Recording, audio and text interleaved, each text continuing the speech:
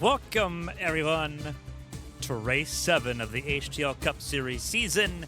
Everything's bigger in the Lone Star State. HTL action will be no different here tonight. 40 cars, a full field set to go racing. 2 cars going home in qualifying. That has been concluded. We'll go over all of that, your point standings going to this race, and what to expect up next here. It's HTL on ABN. Monday Night Racing coming up next after this.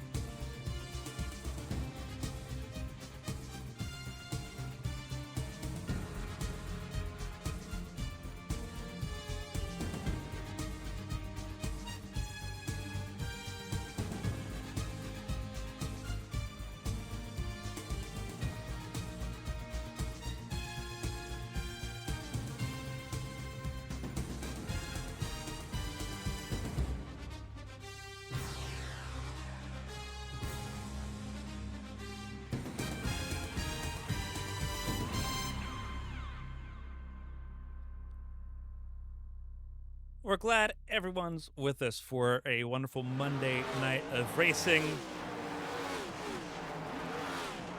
Everyone here to have some fun, to compete, and what better way to do that than with a full field of 40 cars here at Texas Motor Speedway, 1.5 mile racetrack, not too dissimilar to what we saw last night in the HTL Cup Series finale in Atlanta. A lot of the differences come down to the racetrack itself here in Texas Motor Speedway. Asymmetrical racetrack, similar to that of Kentucky, that we're so used to seeing here on ABN screens. So let's go ahead and sort of just walk into what is going to be facing the drivers here tonight. Bottom of your screen, bottom left-hand corner of your screen, a little bit of information about Texas Motor Speedway. Turns 1 and 2, about 20 degrees of banking, thereabouts, in turns 1 and 2 there. It's a little bit flatter than what it is in 3 and 4. Turns 3 and 4, not reconfigured back in 2020. Remains at the 24 degrees of banking that it's been since the early 2000s, since really the late 1990s as well. The track record belongs to John Hagan. Last season is when he set that record of 29 seconds, .828. But it was last season's Rookie of the Year, Mark Kissenweather, the race winner here in the Lone Star State. Second trip ever for HTL to Texas Motor Speedway. And with 40 cars here, it is going to be electric, to say the least. It's going to be chaotic. For those that did not watch the race last week at Michigan, these cars are going to be on each other pretty much all race long. No stage cautions planned. There are 2 stage breaks. You see that there, 45 and 90, traditionally the case for the mile-and-a-half racetracks. Same thing goes into place here. Pit speed also 45 miles an hour, similar to what it is at Chicagoland. Fuel mileage also, once again, pretty similar to what we saw earlier this season as well. 48 to 51 laps is the fuel window. There is a chance for strategy variation if we get the long enough green flag runs for that. There's a 2-stop strategy plan that's what that fuel mileage is based off of, depending on fuel. Tire wear is a factor tonight. The fall off here across about 20 laps is about 1.5 seconds compared to the fastest lap times. Everyone running in the low 30-second range. About 20 laps in, that pace will slow down to about 31.5, 31.6. And it'll get slower as that run progresses. You'll see cars that maybe think about coming in 33, 35 laps into a pit set, get an undercut, get fresh tires, and try to leapfrog that way. All of that is contingent on green flag running. If you've watched most of this season, it's been a struggle this season. A lot of cars, you put 40 cars together, things happen. Do we see a chance of a green flag pit stop here tonight, or is it going to be a case of trying to time out your pit stops on the right cautions like what we saw at Michigan and other races earlier this year? Like at Vegas was another prime example of that. We'll find out. And the gauntlet doesn't stop for the HTL Cup Series drivers. Chicagoland, not on the calendar. We do go to Chicago. It's the Chicago Street Course. Street course race there. Second road course of the season coming up here. We talk about Willow Springs and how challenging that was for the drivers. Chicago will be 10 times harder going into November. crown jewel, the second crown jewel of the season, the BFL 500 from Charlotte Motor Speedway. Excited to get back to racing in Charlotte. The Henderson Graphics 400 right afterwards in Atlanta, November 17th. November 24th is the Pocono 400. And then we have the Charity 350 at Kentucky Speedway on December 1st. So let's go ahead and jump into the starting grid here in Texas. Everyone looking forward to the racing set to be on hand, and we are excited as well. It is Brent Roberts on pole position here tonight. Lost the points lead to Pacey Wygant last week. He's got some work to do if he's going to try to take over that points lead once again. Starting pole position is a good place for that. Josh Susie, former two-time champion, lines up alongside him on the front row. Hunter Peach and Mark Kissenweather in row number 2. Toyota's all over the place in the top 10, as is tradition here. They've walked out that second row. Matt Vorndren and Randy Payne make up row number 3. Vorndren, one of his best qualifying efforts so far this season, comes through in the Lone Star State. Blake Henderson, another great qualifying effort for him. Can it translate to a good race performance? His teammate Dustin Hall alongside him. Blake Henderson has not had a finish better than 19th this season in the first 6 races. Josh Arnold and Chad Swatsworth in row number 5 as the field leaves pit lane. They make up your top 10 teammates there from Militia Racing Club, both of them trying to lock themselves into the playoffs here. A race win would do a lot of wonder there. Brady Smith filling in for the suspended Josh Stoltz for detrimental conduct. Starts alongside the car that he's been in before, the 00 Pacey Wygant. The points leader starts 12th. Bailey Thompson, Dean Clavitt in row number 7. Qualifying effort for Bailey Thompson in 13th. Dean Clavitt doing well in 14th. Back in his traditional car. He filled in for Santiago last week. Eli Sasick and Kevin Feemster make up row number 8. Row number 9. Stephen Oberstadt and Ross Baxter, teammate there for Team Ralph. Carolina Beagle Racing running in the top 20. Cody Fennell, another teammate there for Carolina Beagle Racing, starts alongside Coast to Coast Racing's Byron Jones. Row 11, Josh Gaiman for Valfreya Motorsports alongside Angel Santiago as you see the field rolling around the corner here. They get ready for the 1 to green. Richard Oherty and Chris Fleming make up row number 12. Elias Flores, Dale Markowski in row 13. Row 14, and a little bit of a throwback scheme. Jeremy Braille in that Rainbow Warriors paint alongside Chelsea Carter. Mark Parker, Zach Apperson, qualified 29th and 30th. Austin Mongold, Davis Moon Jr., qualified in row 16. A couple of things to note here. No Chelsea Carter, no Riley Garcia. We had 42 entries. 2 cars went home. They were open cars. 23 and the 40 will not start here tonight. You'll see Riley Garcia later on in the field. Willie Sharp and Olivia Pereira make up row 17. They'll end up moving up a spot there. Riley Garcia, you see him in row 18, not qualifying. He set a time just faster than Alfred Denny in the 21 car, who qualified 36th. 37th and 38th in qualifying, it is Callie Height and Zach Meredith. Not a great start for either of them. They've got their work ahead of them. Tucker Sawyer, Patrick Overstack qualified 39th and 40th, and they'll move up 2 spots. Gary Donaldson and KJ Gibney will make up the last row of the field in row 21. With the 2 failures to qualify, they'll end up occupying row 20.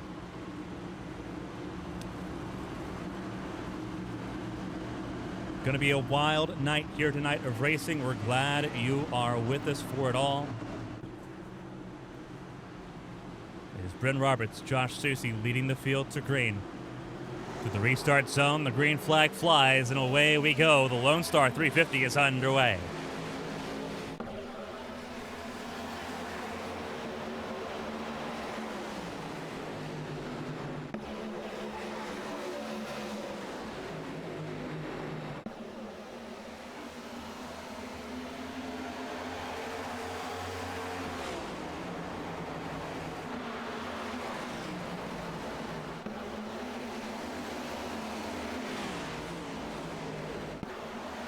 First lap completed successfully under green, all 40 cars going.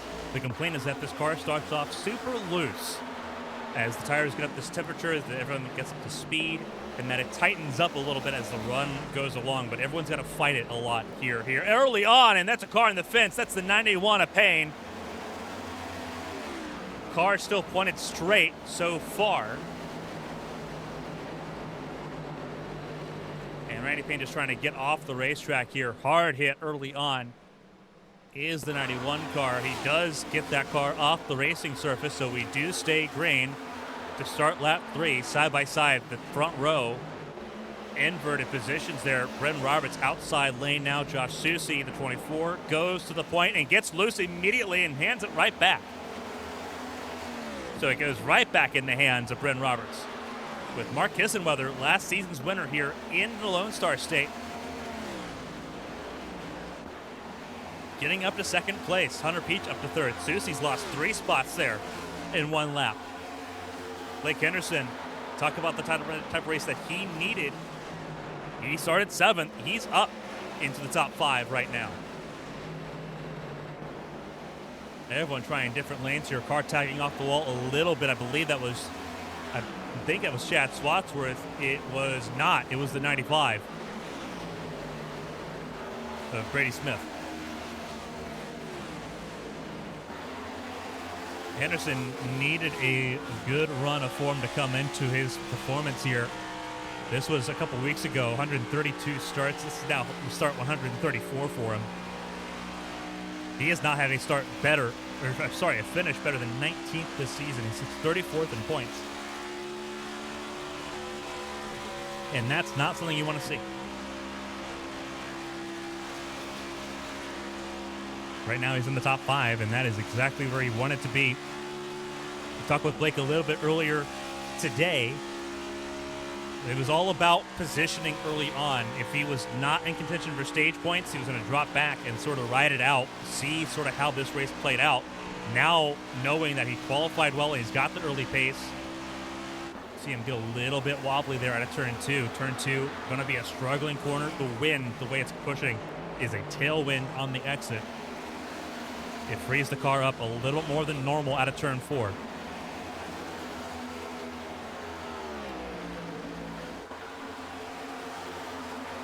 But Henderson needs a good result here to get his season on track. If he goes too much longer without a good result, this season's a wash for him. He's seen his race winning teammate Zach Apperson break through this season at Talladega 2 weeks ago. And he's showing he's got some fight to do the same. His teammate, they start alongside the number 1 of Dustin Hall, did not take the green flag. Brady Smith struggling once again, this time out of turn 4. Side by side for the race lead. This battle in the top 5 still pretty tense. It's Kissenweather and Peach, Toyota's first and second for the first 8 laps of this race. And Kissenweather will lead Peach across the line. Roberts in third, Susi in fourth, Henderson in your top 5. Casey Wygent, the points leader, right now sitting in the 6th spot. Remember that there are no bonus points for leading a lap or leading the most laps or pole position. It's all about your race finishing order and stage points. 45 and 90 are the 2 laps that are important for that. Where are you at in the top 10 when those laps come around? Right now, Roberts is sitting good. He ends up taking the race lead, the championship lead back by 2 points. As things currently, by 1 point. With him dropping down to 4th place. But here comes Hunter Peach looking for the race lead. Ross Baxter in trouble in the fence. Still pointing in the right direction. Trying to limp that car back to, it looks like pit lane. It looks like there's a lot of damage to that right front suspension. That car will need to come down pit lane, as Randy Payne did. So we'll see what he can do. A couple cars coming up here behind him. Cars that started from the pit lane. Mark Parkhurst, Angel Santiago, teammates there for Coast to Coast. Eli Sasek also further back. Same with Austin Mongold and Olivia Pereira. 37 to 38 for them. And Pereira under threat of going a lap down early. We were not, I think, expecting to see the green flag run start so early. We were expecting some early yellows as everyone came to terms with this car under a packed circumstance, but everyone pretty well adjusting to that under green flag conditions, under driving a little bit, you would say. But it's a good thing to see. Get some green flag running in. As we mentioned, that opens up the window for two different strategies to play through. Three-stop strategy, you can start coming in about lap 30, lap 33. Those that are going on the two-stop strategy have to go the fuel window. You've got to go 48 laps, 48 to 50 laps to get it on that two-stop margin. And obviously the concern now, we've gotten this far, what happens if you take that three-stop strategy, you come in early, and you end up getting pinned a lap down because a caution comes out during the sequence.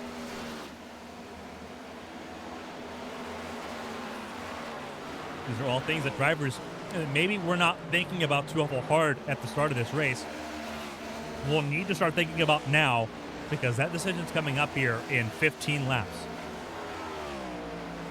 Pereira about to become a car a lap down, the first one a lap down on the racetrack. Again, Dustin Hall qualified in the top 8, did not start tonight.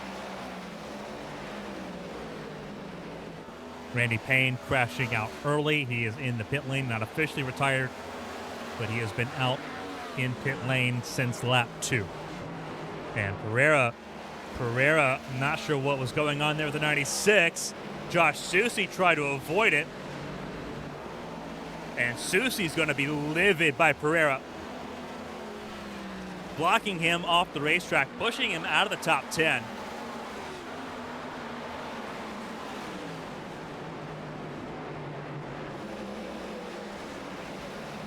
I don't think Pereira necessarily did anything particularly wrong. Tried to hold him on the racetrack. Pereira right now just not happy with the car. And if you're that unhappy with the car that even going slow isn't doing well for you, probably just need to park the car and avoid causing an accident. Susie dropped all the way down from being in the top 5 in the 3rd spot all the way down to 19th.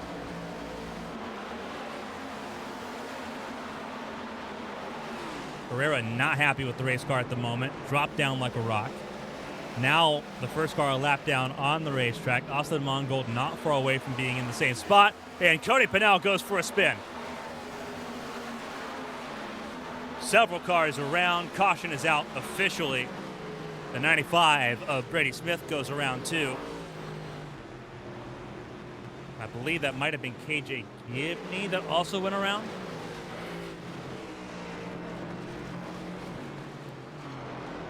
So first caution of the night comes out on lap 17. The full field will come down pit lane here. And if I'm not mistaken, Pereira will get the lap back that she lost early on. And Susie will have a chance to regather and hopefully temper the nerves a little bit after almost being crashed out of the race from 3rd place. He's had a chance to fight it back.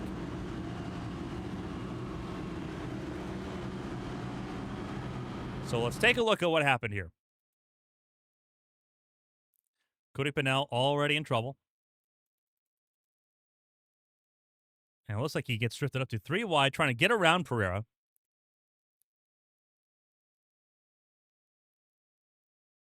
We'll go up to the blimp cam here. That is Apperson the 4 to his inside, bottom of the racetrack. Jeremy Bray up behind him. Randy Payne, or it's not Randy Payne, the 95 of Brady Smith right there at 3rd in line, right of your screen. Everyone trying to give space to Pereira because everyone's been on the radio about the 96 at this point. The 96 actually will not get the free pass. You saw tagging the wall there. Will not get the free pass because of that. Pennell tried to give Pereira space, knowing what was coming. Looks like Brady Smith bounces off of Apperson, not Gibney, after bouncing off of the 54 of David Smeal Jr. And I think Gibney, who we were associated with being in that accident, well behind it, not a part of it. Decent chunk of the field stayed out there while we've been looking at this replay. They did not come down pit lane. 22 cars stayed out, including the driver on your screen, KJ Gibney.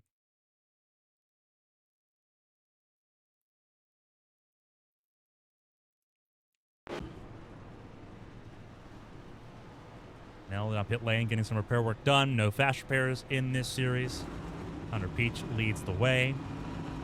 And with that, we'll step aside for our first break of the night here under first caution in Texas.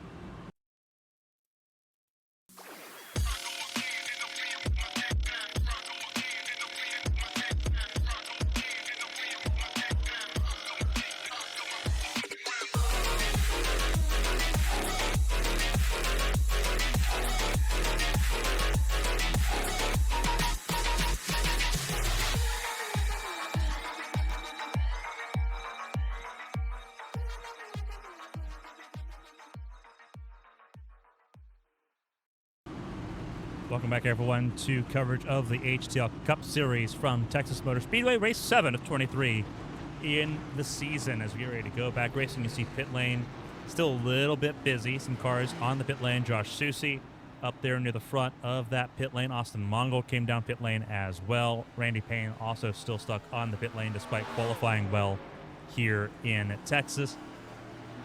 Standings going into this race, as you can see on your screen, it was Pacey Wygant that grabbed the points lead last week in Michigan by a single point. Those marked in cyan, race winners. So far, Josh Stoltz's suspension for detrimental conduct hurt him a lot. He'll drop out of the top 12, which is where you want to be if you want to lock in a chance at a playoff berth here based on points. Outside the top 12, you need race wins. Zach Apperson's got one. Everyone else trying to look for one here. But Matt Vorndren, best of the rest right now in 13th, trying to stay that way. Zach Meredith needs a little bit of help. He's not doing well so far in this race. We'll see how that plays out across the run.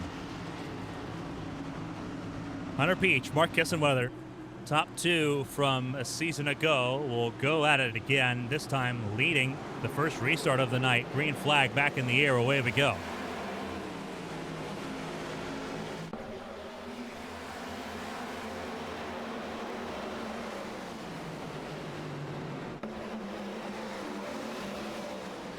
Josh Susi went a lap down, getting some repair work done on that 24 car, but he's the only car a lap down. Pereira did get a free pass on that caution.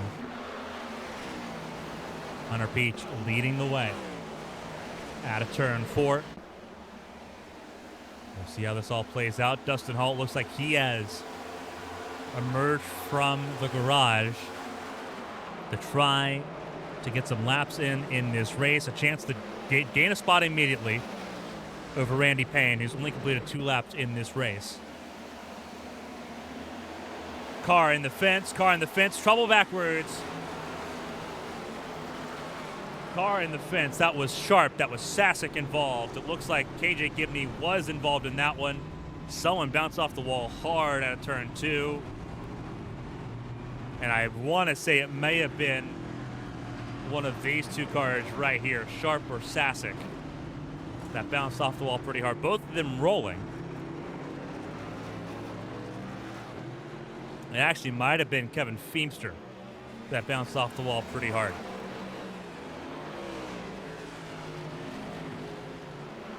So we'll take a look here in just a moment. Try to get a replay queued up here.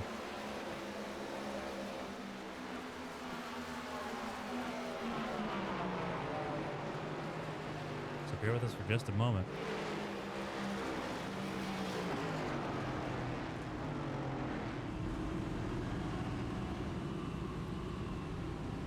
As we try to put all of this together,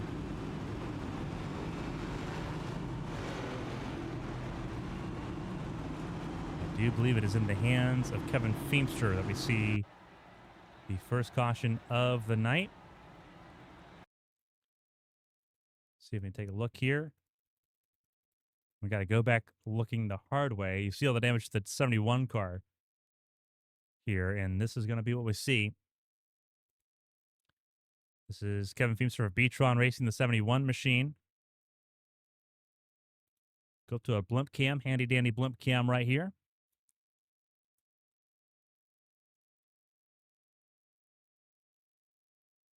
He's shadowing behind the 97. That's Tucker Sawyer. He's ahead of the 88, Patrick Oberstadt, and the 18 of Chris Fleming.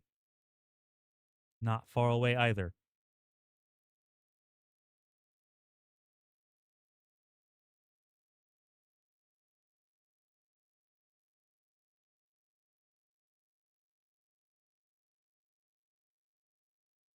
And Feimster just gets loose. You see him snap oversteer.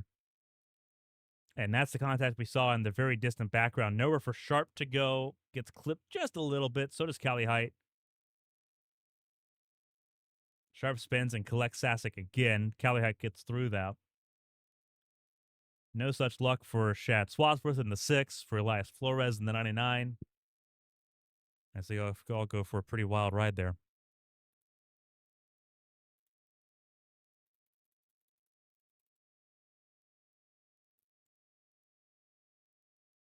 We'll get it in real time here. As it came out around the corner. Hard smack of the fence.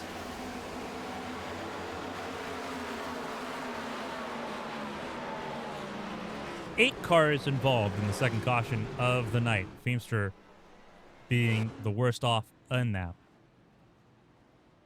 And that does mean that we have our second restart coming up here. Lights out on the Ford Mustang pace car. Hunter Peach and Mark Kisselmother will lead this one to green as well. Who that bailed out the most of all was Josh Susie, who went a lap down on that first caution, getting some repair work done. Got that free pass. All the cars running on the lead lap right now. Feimster out, Sharp on pit lane, Randy Payne effectively out, Dustin Hall rejoining the racetrack for the first time tonight.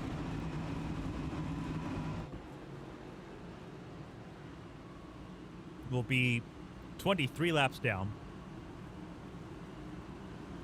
but we'll be able to leapfrog over Kevin Feimster, whose day is done, and Randy Payne as well, to get a couple of points there and maybe jump over Lewis Sharp, depending on how long or how bad the damage is for the 19 car. Sharp also leaving pit lane at the moment, so they've done some repair work for her car down in 37. Hunter Beach, Mark Kissenweather, Bren Roberts, Blake Henderson, Casey Wygant, Matt Thorndren, your top 6 here tonight as we get ready to go racing in the Lone Star State for the second restart of the night.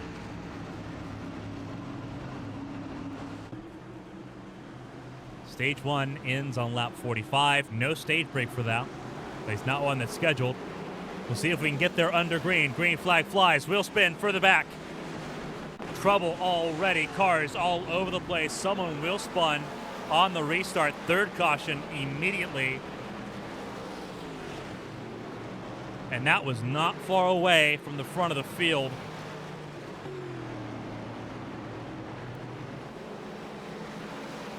Didn't get a good look as to who it was that wheel spun. It was a darker colored car. It might have been, could have potentially been Zach Meredith or Josh Gaiman. But we'll see exactly who pulled the trigger there in a moment. Both of them involved in the accident. We saw them come to a stop.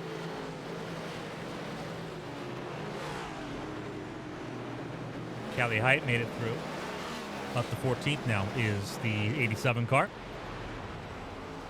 So let's see what happened here. We'll go back to the restart here, and we'll see if we can get a good view from up above.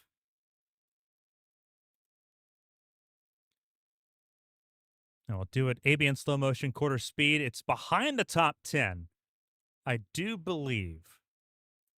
And I'm hazarding to guess that it might have been the 61 of Gaiman. Actually, not behind the top 10. Gaiman was an 8th on the restart. That's on the outside lane. It's either Davis Miller Jr. or Josh Gaiman. We'll see who it was. The 00 Wygant did not go. So I don't think it's wheel spin. I think Wygant was just slow on the throttle. Gaiman tried to back out of it, but the rest of the field is going. Clavitt gets clipped in the 43. 17 of Meredith gets clipped. Alfred Denny gets clipped. Callie Height gets lucky there not being hit by Denny, but it becomes a parking lot pretty quickly on the front straightaway. puts cars behind the 8 ball here for the third caution of the night immediately. And the pace car not even fully down pit lane yet when that caution comes out.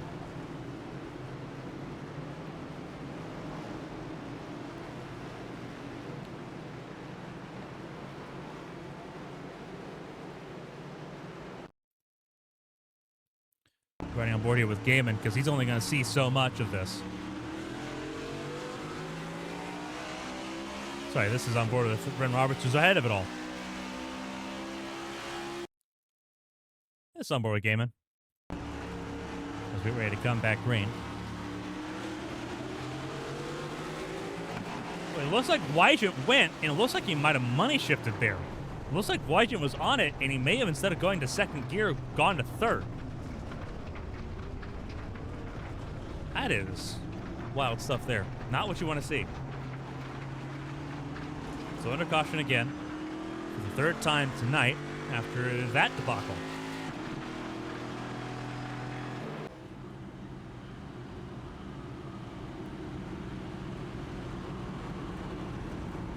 And it is counted as a third caution because the green flag had been displayed and the leaders had crossed the line before the yellow came out.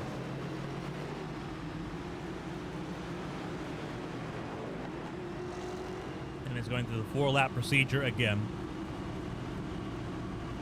Dustin Hall gets one of those laps back pretty quickly. One of those 23 laps that he needed to get back. He's got one of them. Mongold on pit lane still. Randy Payne effectively out. Kevin Feemster is out. Chelsea Carter, Riley Garcia failed to qualify. As we get ready for a third restart of the race. And see how this all plays out.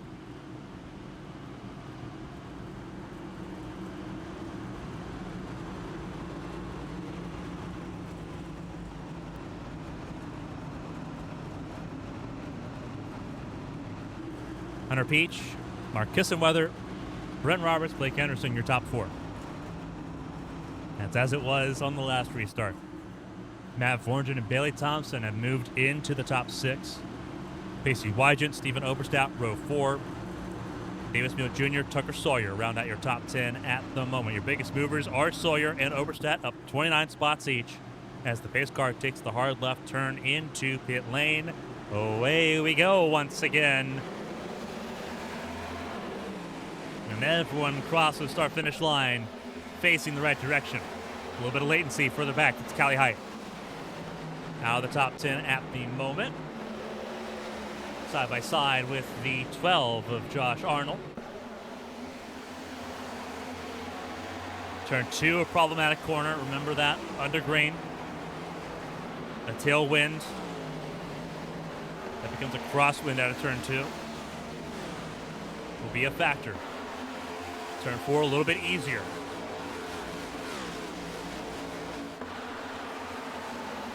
We'll see how that all plays out here as everyone gets back under green. Everyone trying to hug the yellow line. You're either on the white line or you're up near the wall. Not a lot of people using no man's land in between. Matt Vorngren in the top 5. He is back where he started. He had fallen back earlier in this race. Thompson up 7 spots from where she started, from 13th to 6th. Davis Muir Jr. up from the mid-30s all the way up to the 7th spot at the moment as Patrick Oberstadt gets around Tucker Sawyer for the top 10.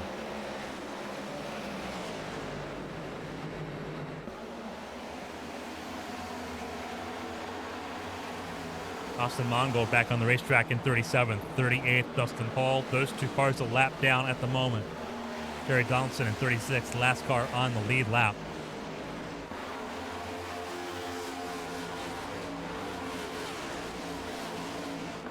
So pretty frantic stage 1, but it's been cautions and clusters here. Seeing if we can get some green flag running in this time. Everyone that made pit stops on stage 1 should be good to go through the stage pretty well and surely on lap 45. Oberstadt right now gatekeeping the last points-paying position in stage 1. Holding that 10th spot away from Tucker Sawyer with Chris Fleming shadowing in 12th. Callie Height up to 13th. having gotten around Mark Parkhurst.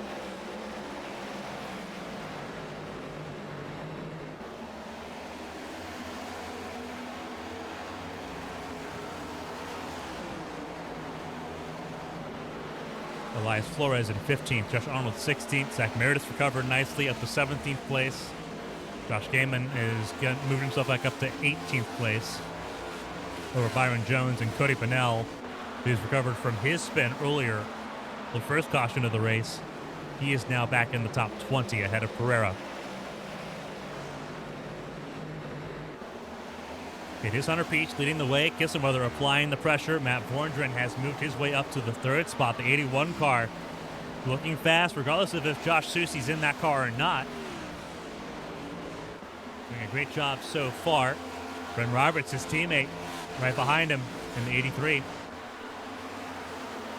Henderson qualified 7th, back to the top 5 where he was before the cautions began to kind of unfurl there. But his teammate pressuring him, Bailey Thompson, in the 27, trying to move up to the top 5 herself. And both of them need good results at this point, having watched the first 6 races slip away from them. Smeal in 7th, Oberstadt 8th, well, both Oberstadt's top 10. Steven 8th, Patrick 10th, Casey Wyden in the middle.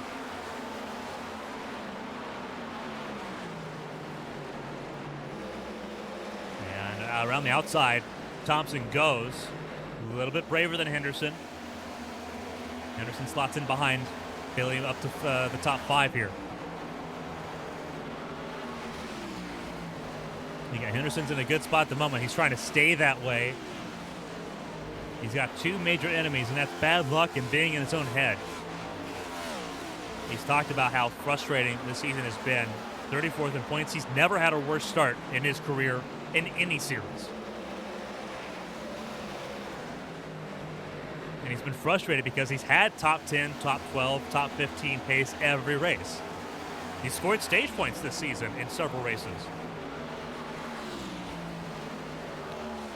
He's only finished once, though. It's not been a great time. Willow Springs was that one race finish as Thompson goes through the grass out of turn 4, gets a little loose, and still trying to save it.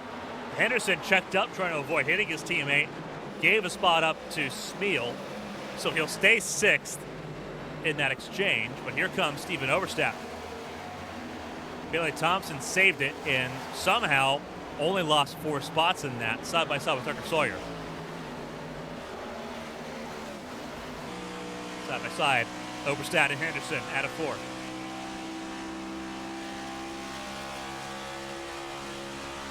Car 3 rolling through the corners here.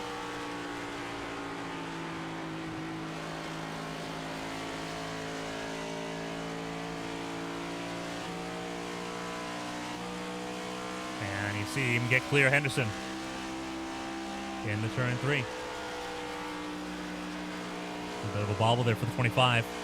Riding on board, looking back from the 3 up to 6th.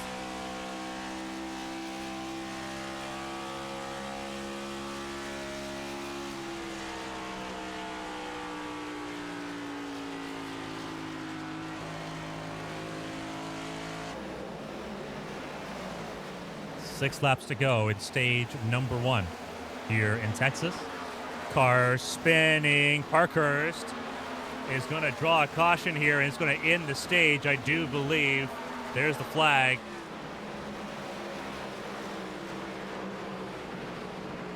Loose out of turn 2. Single car incident there for Mark Parkhurst.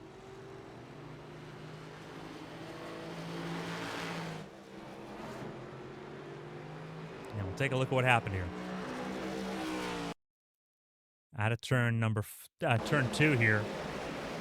Trying to battle with Flores and with Fleming, and he got a little bit of help from Fleming, the 18. Just a little bit of damage on the driver's side, the left rear quarter panel. But overall, pretty well to survive that. The 90 car of Parkhurst, who's back in action for the first time in over a month. Had a lot of fill-in drivers in that car. Dean Clavitt, I said he filled in for Santiago because Santiago's been in that 90 car. Clavitt filled in the 90 car last week in Michigan, which is who I was citing earlier in pre-race. So he's in the 13th spot. Back to live pictures.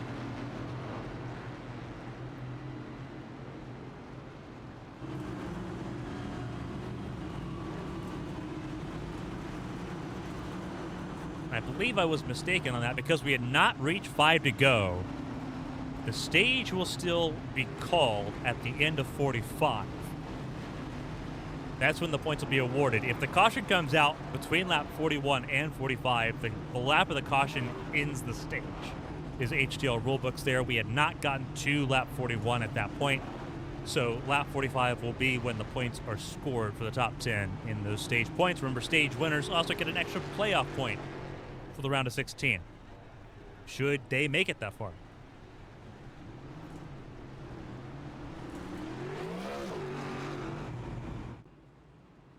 Just about everybody came down pit lane that time, all but the top 5 who came down pit lane on lap 22 or lap 26. So Hunter Peach will restart this race in the 6th spot. Zach Meredith at the front of the field. Older tires, keep an eye on the restart here. We've already seen some wheel spin on these restarts, 4th one of the night. Keep an eye on the top 5 for that wheel spin. It will grab drivers quicker than they realize here in Texas.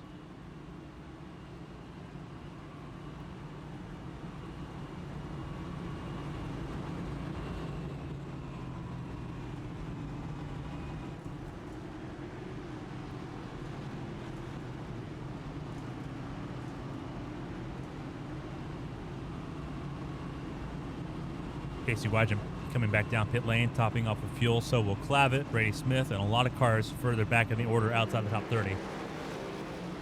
A lot of cars getting damage repairs there, also leading pit lane, trying to stay ahead of the pace car here. Austin Mongold back down pit lane as a lap car.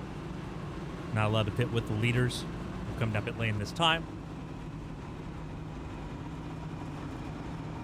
So lap 45, the stage points will be scored. Of course, the stage there won't be a stage caution here unless a caution needs to be thrown for a driver stopped on the racetrack like what we saw with Parkhurst. So everyone will race through lap 45 to make that happen. So be sort of cognizant, be aware for those watching at home of aggressive moves by those that are outside the top 5 and those especially outside the top 10 on fresher tires for this restart. Those in the top 5 thinking points and thinking points by a mile. Teammates there front row. Top 3 really 17, 60, 26 all coast to coast. 1, 2, and 3 Meredith, Jones, and Santiago. Gibney in 4th. Markowski top 5 is how things line up. Your first car on fresh tires outside row 3, Hunter Peach.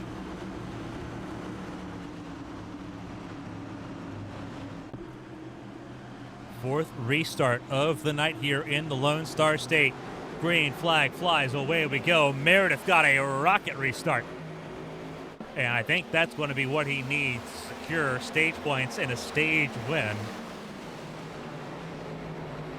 Kissenweather inside lane, got ahead of Peach. Puts it 3 wide immediately on Gibney and Kissenweather. Trying to make some magic happen. Santiago going to try to play gatekeeper for his teammates here. Santiago, not a full-time driver, not looking at the playoffs. His teammates, Jones and Meredith, certainly are.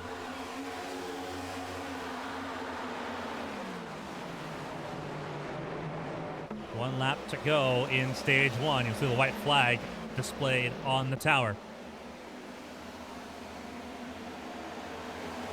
Kissenweather will get around Santiago, and that's fine. He's given his teammates enough breathing room to grab those stage points. 10 and 9 points respectively for the top 2. And a playoff point for Meredith. He's going to need that. He wins stage 1 over Byron Jones. Kissenweather, last season's race winner here at Texas, finishes 3rd in stage 1 as they continue to race here in Texas. Santiago beginning to drop backwards. Got it passed by Hunter Peach. Car in the fence. Further down the order. Be careful. The car come to a stop. Caution has come out. And that's at Henderson it is. devastating for Henderson. We saw the car bounce out of turn 2 and in the inside wall.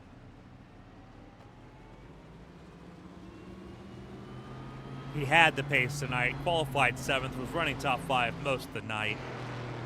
And that is a car that is pretty damaged.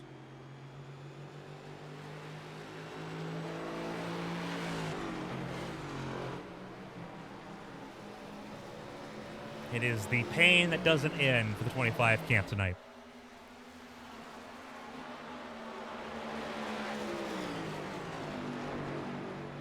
That's heartbreaking.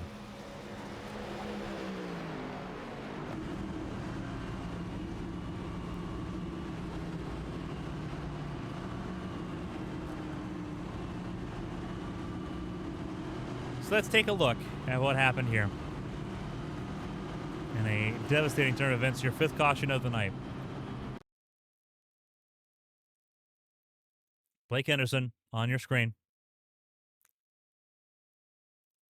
Quarter speed here. We'll look from the blimp cam. He's behind Matt Vorndren. He doesn't even get to the exit of turn 2. It just immediately starts sliding. And he just never gets it back here.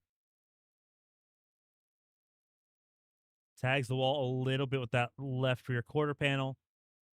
Still unable to find the traction. It's just not gripping up for him. And here goes the skid. The brakes lock up. You see all the smoke there. Callie Height tries to avoid him and does, thankfully. Does he avoid getting hit here?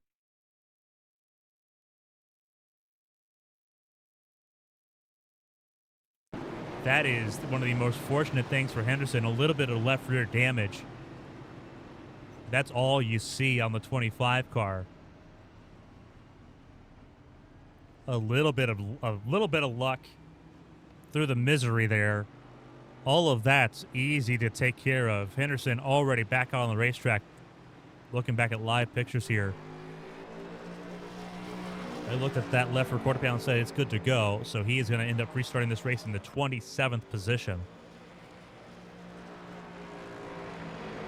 But now he's got to work his way from a position he did not want to be in here tonight. And that was an unforced error for Henderson as well. Just getting loose there to turn 2, and it just never came back to him.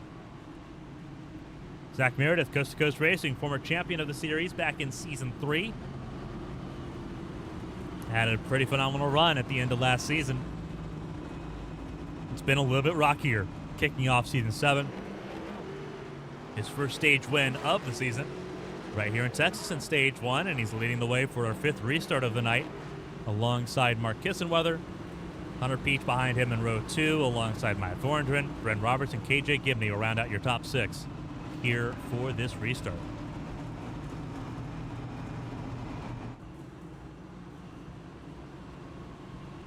And again, pulling this information up, bottom left of your screen, Stage 2 is called on lap 90.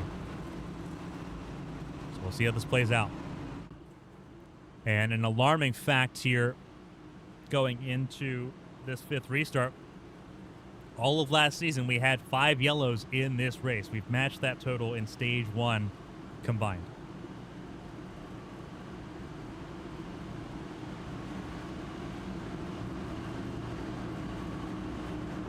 Retirements, not many, but there are some. Randy Payne, dead last, 40th place is classified. Kevin Feemster, 39th.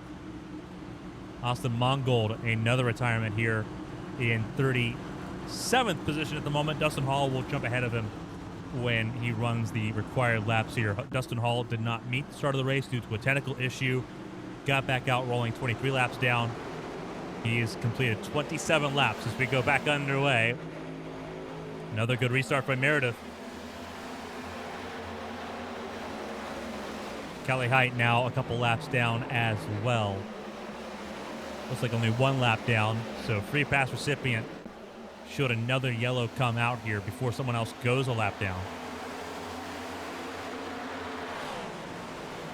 And Kissenweather, fresh tires. Remember, a handful of drivers did not come down pit lane when everyone else did on lap 41. Meredith, one of them. Meredith on an alternate strategy program at the moment. He's going to be feeling that heat. It'll balance out later on, but he is on a different strategy right now compared to everyone else.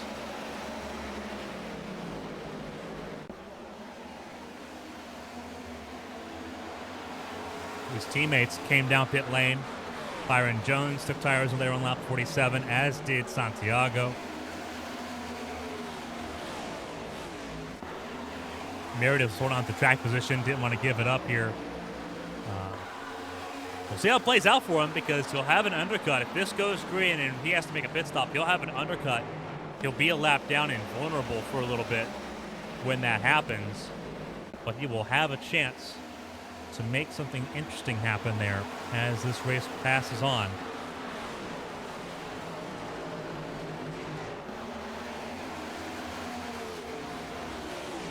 And he is slowly but surely dropping out of the top 5. Got passed by Gaiman, got passed by Roberts, with Steven Oberstadt now to his inside to dispatch him for that 6th spot. Taylor Thompson's moved back forward, back in the top 10, battling with Tucker Sawyer. That is for 9th place at the moment. Patrick Oberstadt watching this battle play out with heightened interest, sitting there in 11th. KJ Gimney running pretty well at the moment as well. 31 cars up 30 spots. He's in 12th.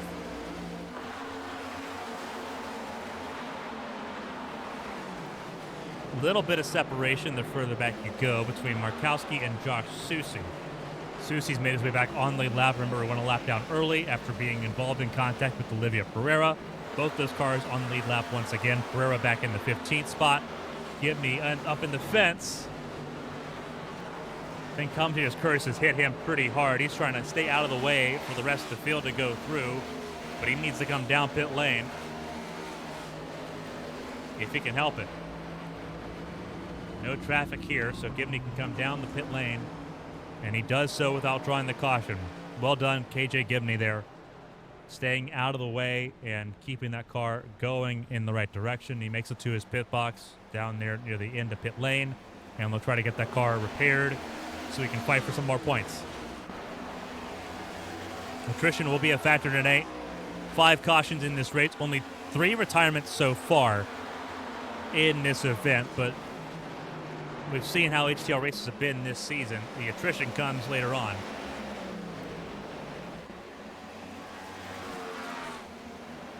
Hunter Peach looking to win at home.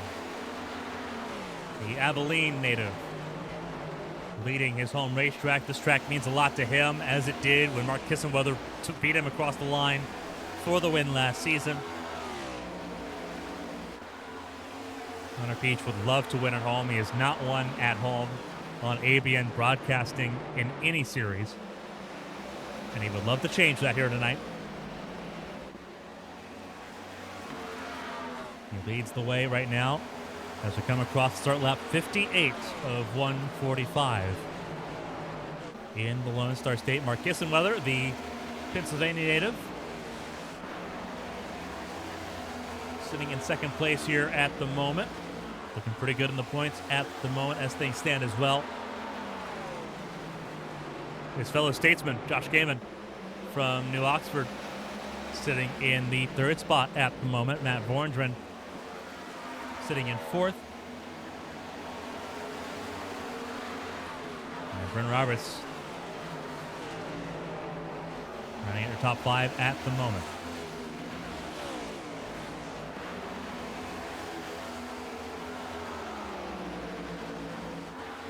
Sienna Oberstadt there in the 6th spot as well. The team cars doing a pretty good job at the moment. Steven Oberstadt there sitting in the top 6. We have an onboard of him as he sits behind his teammates right now.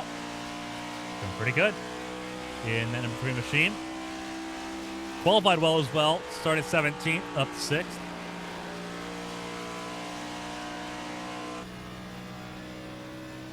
Not a lot of movement in that steering wheel. Looking at it from the passenger side of the number 3 machine.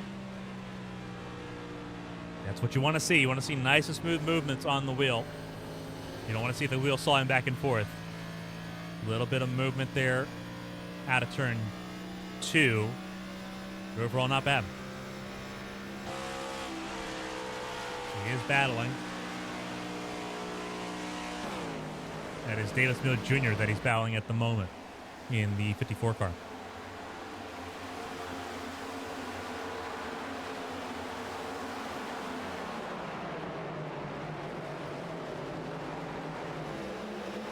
Everyone trying to race to lap 90. Those that pit on that pit stop there on lap 47, good to go to the end of stage 2 pretty easily.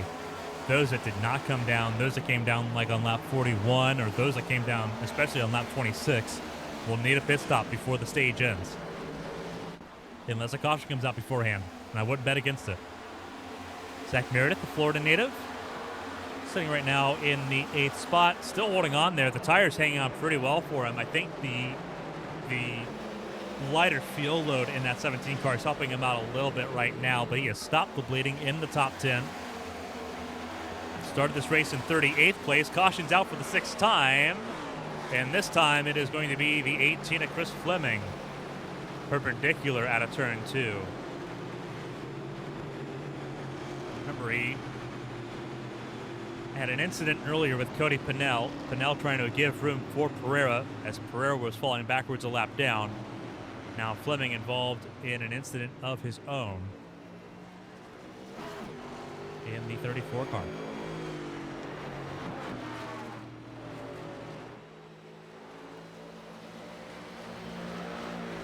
So let's take a look at what happened to Sir Chris Fleming. And he has help. You can see that already. Byron Jones, the 60 car, already on him.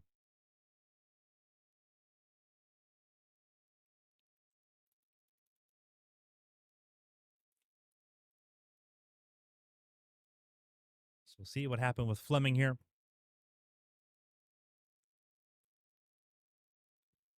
Does he get loose and has to check up? Or does Byron Jones just get a really good run? That's Clavitt behind the two of them, that orange and purple car. Oh, Fleming gets loose. You can not a great angle there from outside, but you can see the skew begin because he starts trying to steer out of it. Let's see if we can get a better angle of that. See if we get our blimp cam up and running here. He's riding the white line pretty aggressively here, and that you typically don't get away with that, and you see him begin to skew out. He gets out of the gas, does the right thing you do to do in that situation normally. Byron Jones, just at the closing rate out of that corner, if you're not able to see the skew there, not a whole lot Jones can do. Clavitt does a good job not plowing into the back of the 60. And once again, everyone does a pretty good job avoiding making that a worse situation for not only themselves, but for the 18 as well. Second time that has happened tonight, following Blake Henderson's spin earlier on in this race. Fleming down for tires. That's normal. As things sit. He's coming out of pit lane now. He will end up in 27th on this upcoming restart. Lights still on the pace car here for the second time tonight. It is the HTL Cup Series Lone Star 350 here in Texas Motor Speedway. We'll step aside for a quick refreshment break, and we'll come right back for the 6th restart of the night. Don't go anywhere. More HTL Cup Series racing coming up after this.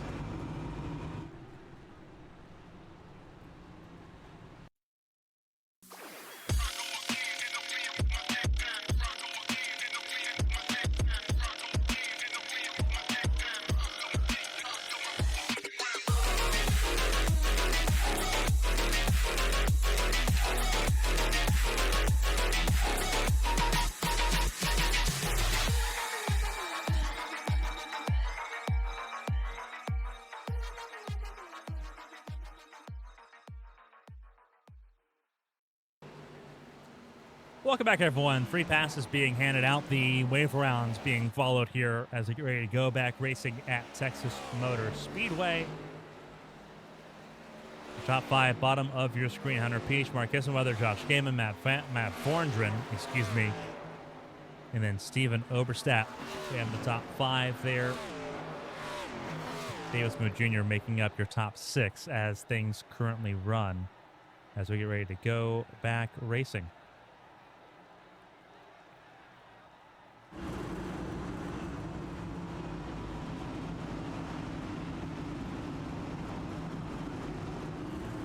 We're glad you're with us here for a fun night of racing here. 6 cautions for the first 65 laps here. We had 2 cautions back to back. We've had some green flag running as well. Still looking for a green flag pit stop cycle to see how this race plays out and see if the 2-stop or 3-stop strategy has been the more successful of the 2. We'll see how that plays out in time. Hunter Peach, Mark Kissenweather, front row, will lead the field to green once again. 6th restart underway.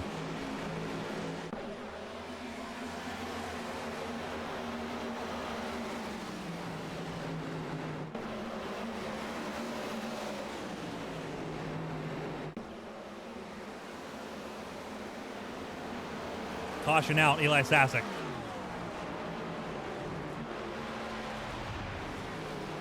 If I'm not mistaken. No, it's a little bit further ahead of Sasek. Sasek was off the grass in before turn 1. That car that was stopped, I believe, Dale Markowski it is, 33.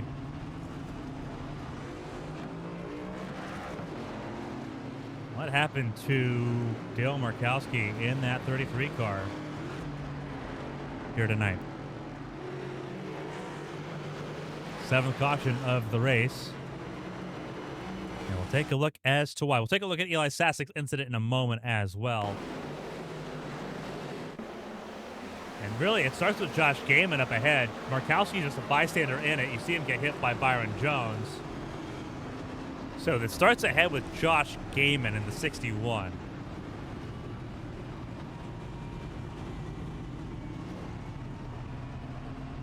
So let's take a better look at this. Coming through turns 1 and 2, and he is loose. Is he loose just because he's loose, or did he get help? Quarter speed, Avian slow-mo.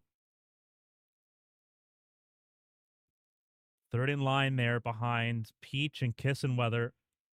Drifts up the racetrack. Does he get help from Smeal? I don't think Smeal has a chance to get to him. Steps out. Oh, yeah, you saw the step out there. A couple step outs. He clips Forndren. Very unfortunate there for the 81.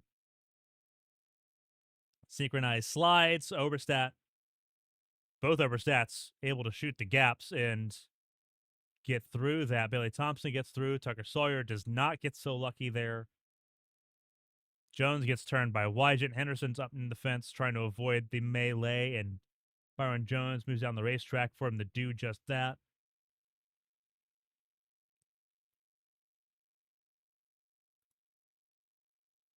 See if we can have a good TV camera angle for all of this.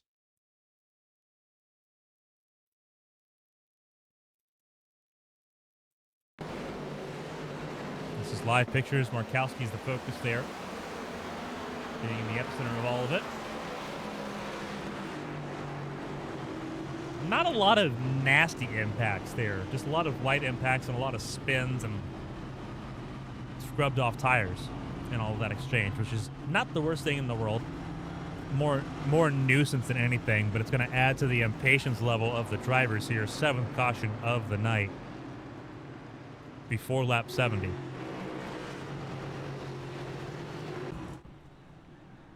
Markowski in pit lane getting some of that damage taken care of. Donaldson, Smith, Arnold, and Jones all down pit lane with him as well.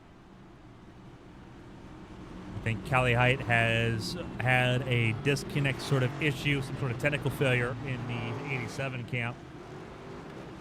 Double checking just to make sure there's nothing significant happening that I missed in that. It looks like it is a technical issue.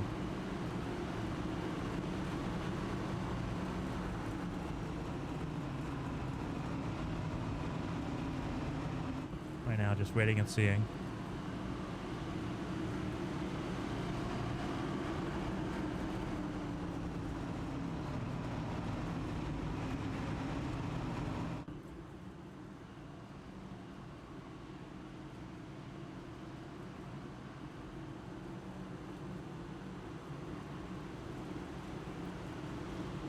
Getting ready to go back racing here for the 7th time here in Texas.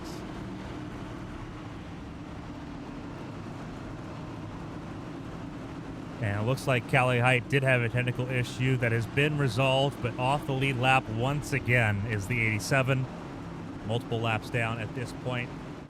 And that's going to be frustrating for Callie Height, especially.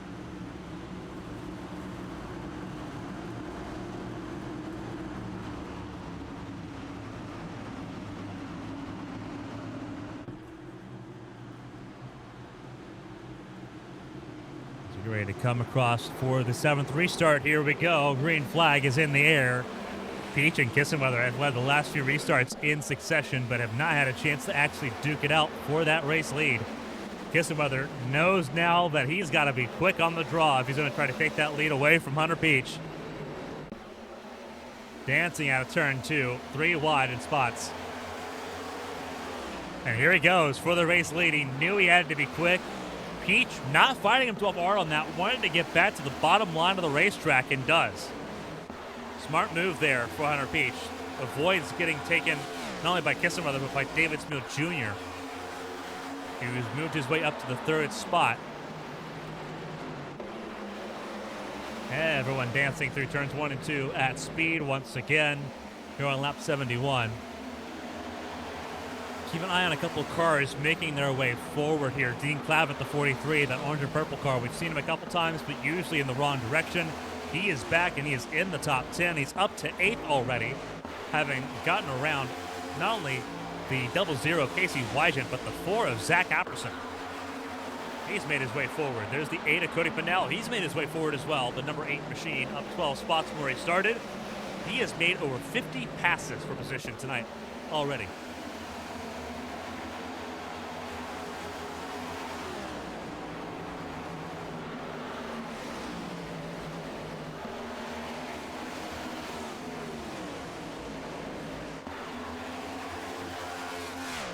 Top 2 have waltzed away over a second from David Smith Jr. as he holds off both Oberstadt, Steven and Patrick at bay. The brothers Oberstadt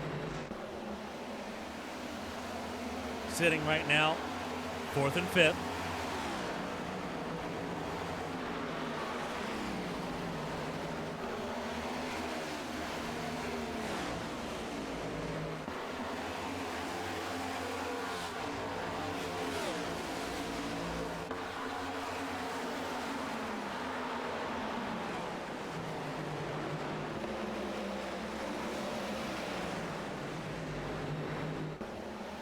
You can already hear everyone having to deal with the tire wear as everyone pushes to try to make up those spots. Bailey Thompson behind this battle for the top 5. As things sit at the moment, 33 cars on the lead lap. Dale Markowski 1 lap down, and another issue for Callie Height. And I think it might be race done for the 87. Was able to get back on track for 3 laps, and that has been it for Callie Height tonight, I think, unfortunately. KJ Gibney's night is done. Justin Hall will take that spot away, so he'll move up to 36th. A very unfortunate night for some drivers here that were hoping for a little bit of positivity.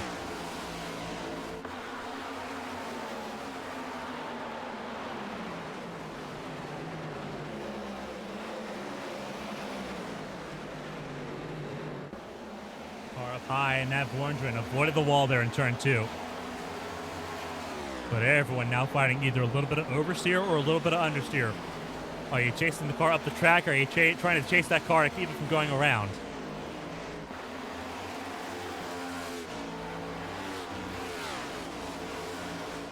Smil has walked away a little bit from Patrick Oberstadt as the brothers dukes it out there for that 4th spot. But he has not been able to close in on the top 2 that are nose to tail right now. Kissenweather, the defending winner of this race from last season in his Rookie of the Year campaign, where he grabbed 3 race wins total. Hunter Peach racing for a win at home for the first time in his career.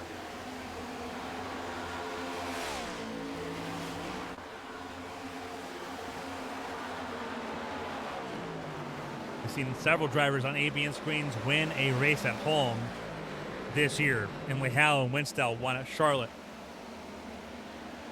That's a very noteworthy one there.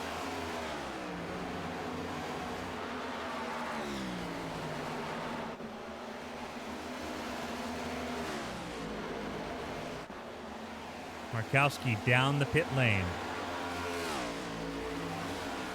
And it looks like for something more sizable, he's been on pit lane now for a little over a minute.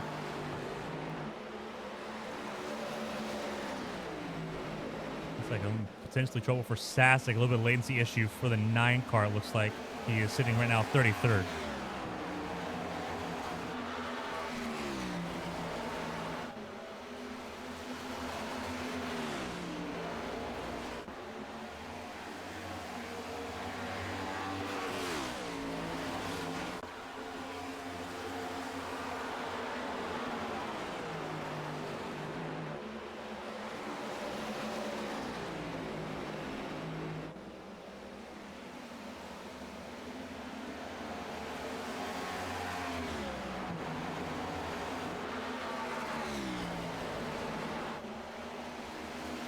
Trying to close in a little bit on this lead battle here. He's just not been able to make a lot of inroads on it. A little bit further back outside the top 10. A little bit of a battle here between Apperson and Sawyer. Sawyer, who's also racing a home race here in Texas, more looking forward to next week's race in Chicago. Road course ace. We saw that in ABM Champ car this year. Grabbed several race wins on Wednesday nights. En route to second in the championship by 24 points, the closest margin in ABM World Championship history. His first HTL Cup Series win came at Watkins Glen last season.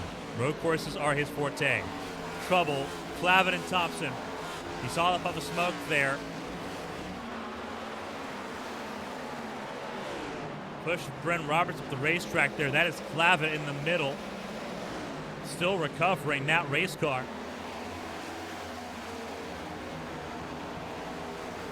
Everyone's spaced out enough. We'll take a quick look at it. What happened here? And when Thompson gets loose is how that plays out. And Dean was just trying to keep that car on the straight and narrow while also giving space to cars below. And that's what we saw when we jumped to it. But good save for both Thompson and Clavin. Clavin down to 8th. Sorry, Clavin down to 10th. Thompson down to 14th. And remember, lap 90 is the end of stage 2.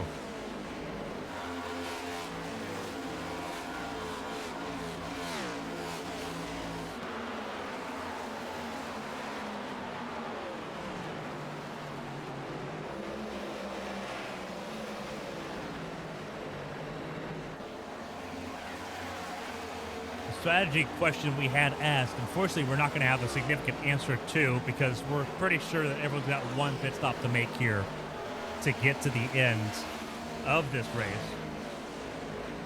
The question shifts now from 1 to 2 stops to when do you make that final stop? Do you take it on the earlier end of the window or do you go as late as possible for that stop?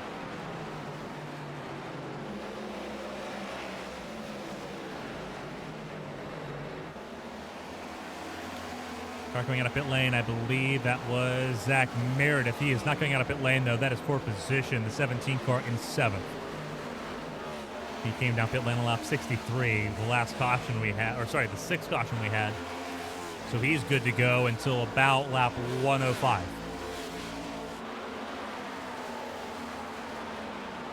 Which was well safe enough that you can cut that right down the middle.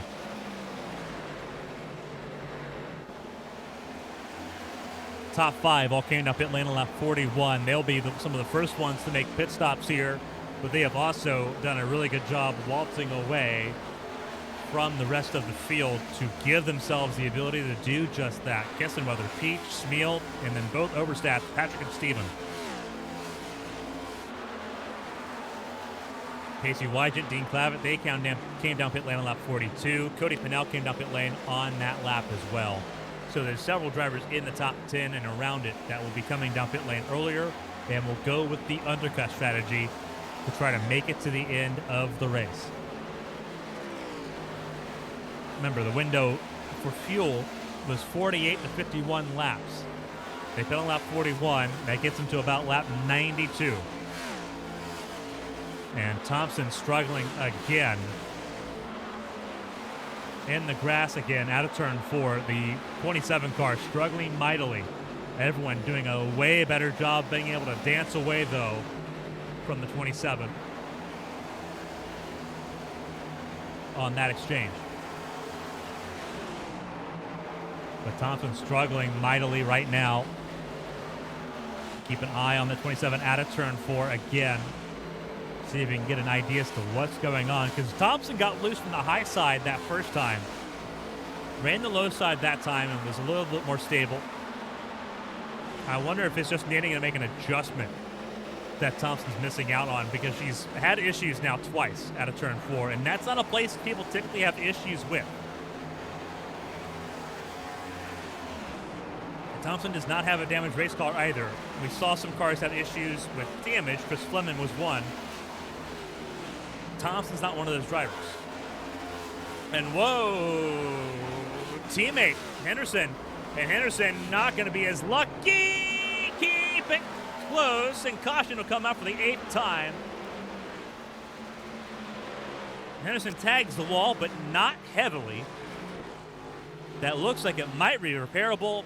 What his teammate had done twice, Henderson did that time, and was not so fortunate in his car. Trying to get that car back up and rolling before the race leaders get to him. Will he be able to stay on the lead lap is the next question. He was rolling before the leaders passed him there. So we'll see how that plays out. And Henderson will get back ahead of the pace car here to get the tail of the lead lap line. Flores nearly T-boned him here. We'll take a look at the replay. 8th caution of the night for Blake Henderson.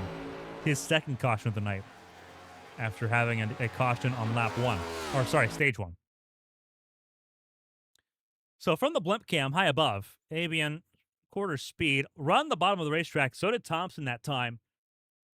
Does he ever get that car seated when it unloads? No, it unloads before it gets to the exit of turn 4. And it just immediately hooks to the left.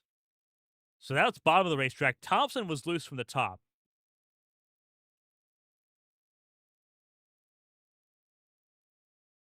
So there's a general issue that those Tombstone cars are dealing with out of turn 4 now that we've not seen. Apperson in that group as well has not had those issues. Neither has Gary Donaldson or Dustin Hall. You see Flores, he's expecting the 25 to come back up the racetrack, shoots the gap, does the right thing. Santiago in the 26, he goes to the outside lane, shoots the gap and makes it through. And we saw this part in live camera, everyone having to move to the inside lane. But again, Henderson lucky he did not get completely torched by traffic on that. We have some damage to repair on that front end.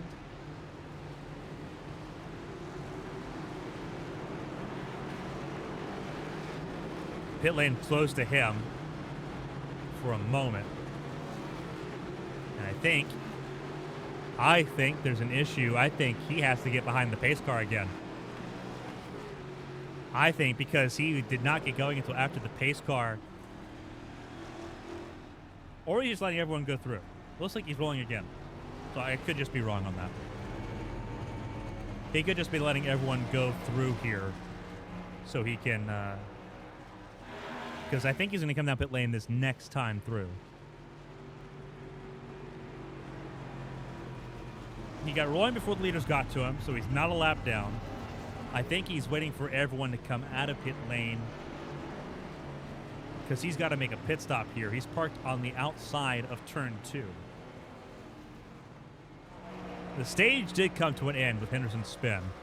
So Kissenweather and Peach will take the top 2 positions there in stage 2. Everyone's got a pit stop to make here in stage 3 as things sit because it's outside the fuel window unless they feel safe. So we'll see how that plays out. Henderson rolling once again. If he's coming down pit lane this time, he's got to be quick about it.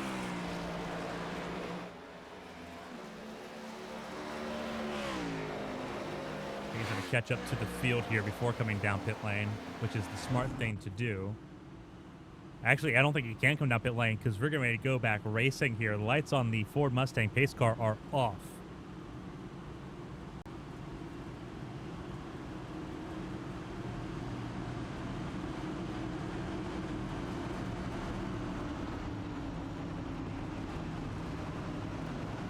As we ready to go back racing here, 8th restart of the night coming up here. It is Mark Kissenweather, defending winner of this race, and Hunter Peach, local driver, hometown hero here in Texas, from Abilene, on the front row. David Smeal Jr., Patrick Oberstadt, row 2, Jeremy Braille, Stephen Oberstadt, row 3. As we get ready to go back racing here. Stage 3 underway. Let's go racing.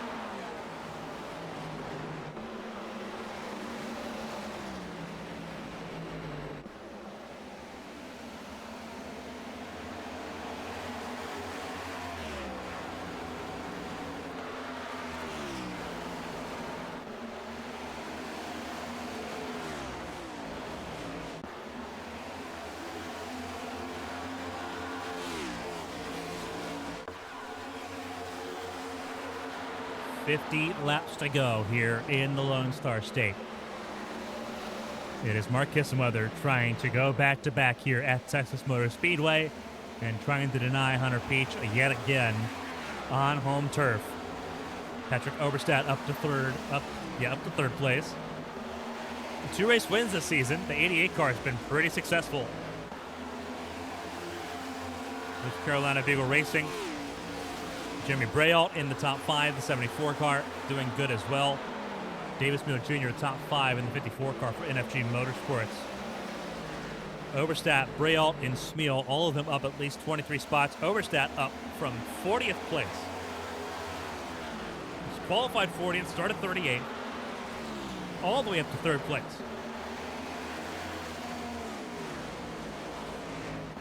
He's done an outstanding job tonight. Outside the top 5, Paisley Wygent, Stephen Oberstadt, Tucker Sawyer, Cody Pinnell, and Josh Susi back in the top 10 for the first time since that issue with Olivia Pereira in Stage 1.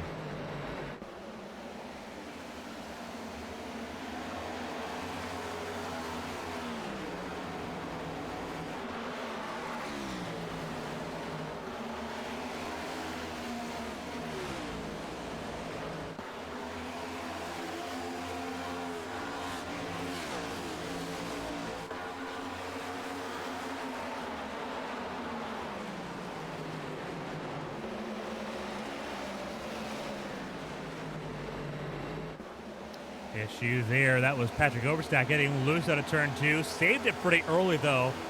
Bailed out of it pretty quickly. He'll lose several spots. He'll drop down practically down to 10th place by the time this is all said and done. But a pretty smooth save there for the 88. We know that Oberstadt's a wheelman. That's a little bit of an example of that. Patrick Oberstadt doing a great job there. He is now sitting in the 10th spot. He's under threat from Josh Gaiman, but the 88 has had better pace than the 61 tonight. I would assume once the 88 gets that car back underneath him, he'll pull away from the 61 as things come through here.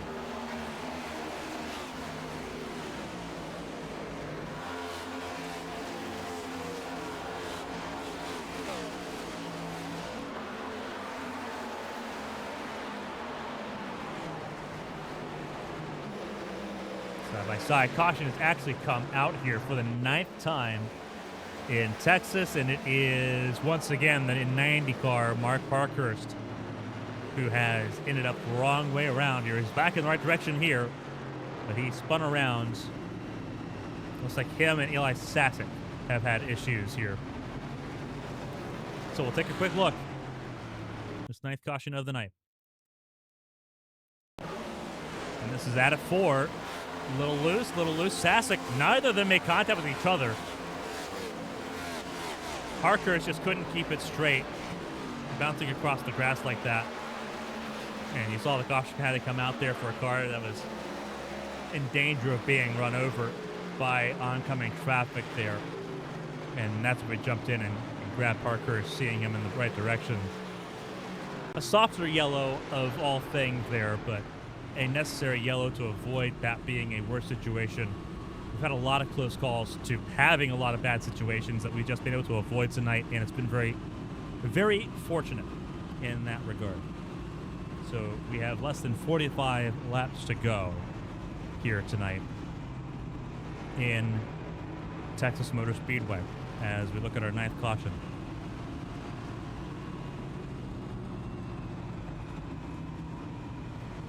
And while we have a break in the action that does not require a lot of instant replays here, we will go ahead and we will kind of address a bit of an elephant in the room.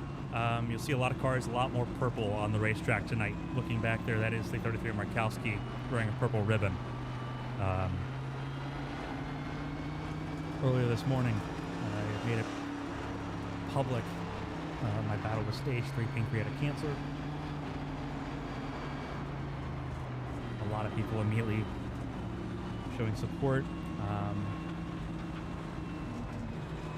Wasn't sure if I wanted to address it on air tonight, but I'd be remiss not to say that I have seen the support. I have not been able to effectively respond to it all tonight, but I have seen it. It is one of the more special things. We're here to have fun. We're here to compete. We're here to race. That's what we love doing. There's moments that surprise even me, even now, still years later, just how much bigger community is. The purple ribbons, I know we're going to see a lot more of them as we go through the rest of the year. But to everyone I had not had a chance to respond to that reached out and shown support in one way or another on social media or privately, I see it. Thank you so much. It's a hard fight, and we're going to get everything we've got. And stuff like this, as little as it seems, it's important to know that you're not fighting something alone. And all the friends I've made and all the people I've come to know and respect, I'm blessed with those relationships that I get to cherish. So thank you all so much. But we're here to go racing. We're here to compete. We're here to have fun. And we're going to keep that in the forefront here tonight. I know we'll have time to reflect on it later on. There's still 42 laps of racing here in the Lone Star State. Everything's bigger in Texas, including the emotions tonight. Hunter Peach, Mark Kissenweather, going to try to duke it out at the front of the field here for a win in Texas. Kissenweather, again, as we mentioned before, won this race last season, one of his 3 wins in Season 6. Hunter Peach looking for his first career win on home turf. Behind them, 2 hungry drivers. Jeremy Brayall looking for his first HTL Cup win. Davis Miller Jr. looking for his second. Steven Oberstadt looking for his first win. He's in the 3rd row. He's in 6th alongside Tucker Sawyer. And Josh Susie, still irritated from the Stage 1 incident that put him down a lap early. He's in 7th. Keep an eye on the 24 car. Pace car pulls in for the 9th time. We're back underway.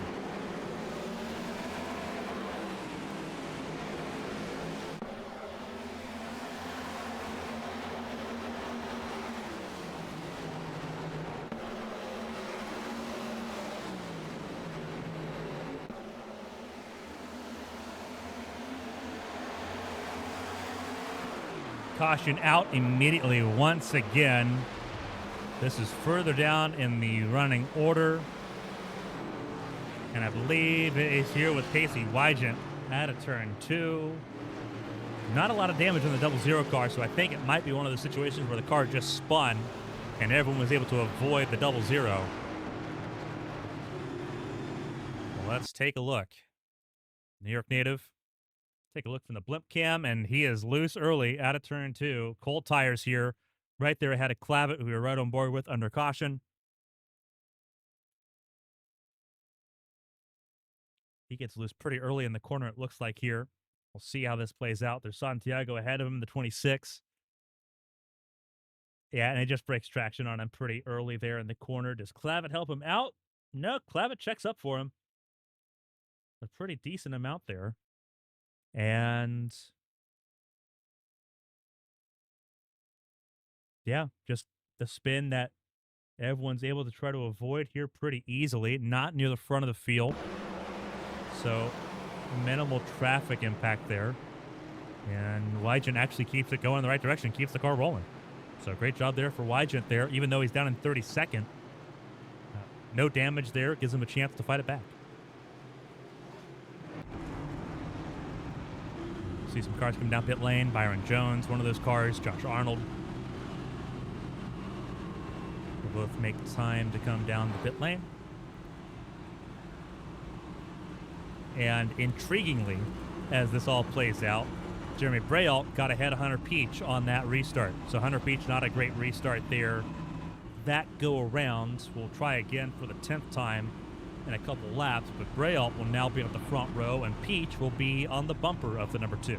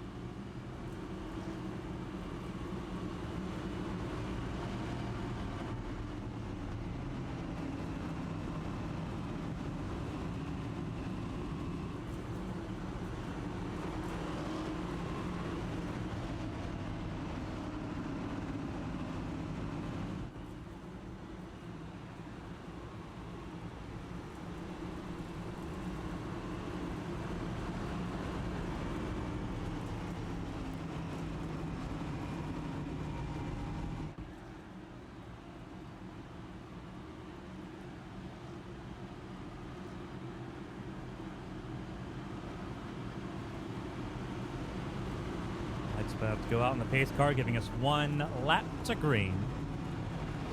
Kisselmother trying to defend his race win here in Texas. Jeremy Bray out there sitting in the 2nd spot. We'll take a quick look at the points as they entered this race in Texas. Pacey Wygant entering obviously points leader. Mark Kisselmother, best of those without a race win, down there in 4th. Josh Susie, top 5 in the points as well. You talk about some drivers that are going to change positions here. More than likely, Josh Stoltz will fall out of the top 12 due to his suspension for detrimental conduct. Lee Sharp and Byron Jones have not had the best of nights. Sharp has moved up to the 12th spot, so a chance for that to change in favor of the 19 car. But we'll see how that all plays out across the rest of this race. Matt Vorndren, he has had an up and down race. It is not quite course corrected itself. He had a top 5 car. He's down in 25th at the moment, though, so that's not looking great for him as things sit. Meredith, 14th in points, 13th on the racetrack here. Apperson with a race win already. He's got that insurance policy. Everyone else on this page of your screen trying to find an insurance policy, which is why you'll see Jeremy Braille fight pretty hard on this one. 19th in points right now, sitting on the front row for this 10th restart.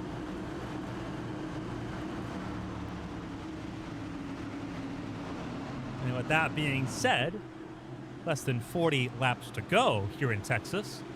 For the 10th time, let's go ahead and duke it out. Let's go racing.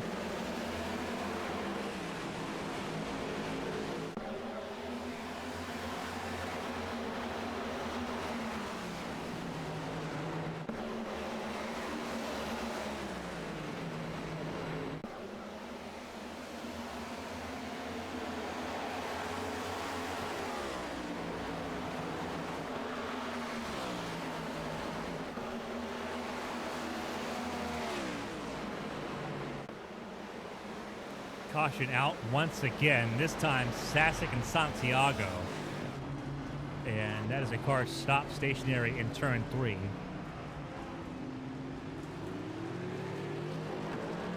#11 caution of the night, and I think this is going to be a recurring theme now that we're in stage 3. The cautions will kind of keep flying here. There's Sasek alongside him there. So both of them in the window.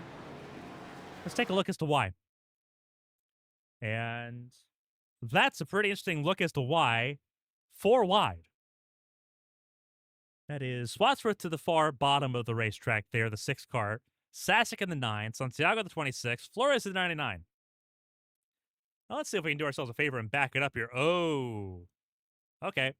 That's a bit interesting. So Sasek and Santiago made prior contact here.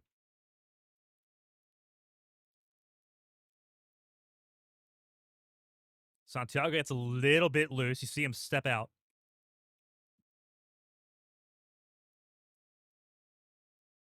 And they try slotting in, but Sasek's there by a smidge, the smallest of margins. Bounces off the wall.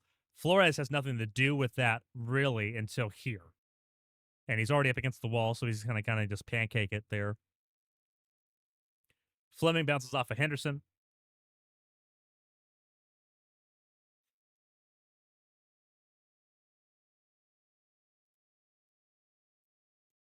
Wygen gets a piece of it there. Does Wygen get Henderson? I think he does. Oh, he 100% does.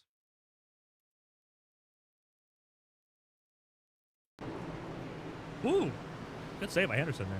I thought that was going to be a disaster, but it looks like a little bit more serious contact there. But Santiago obviously would have been the one with the biggest impact there, and he was able to keep going under his own power there. So a lot of cars on pit lane, including Santiago there.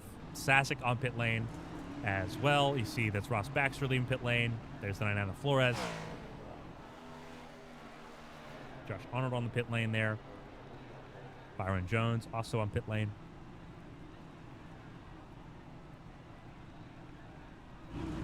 As we sit now under the 11th caution tonight.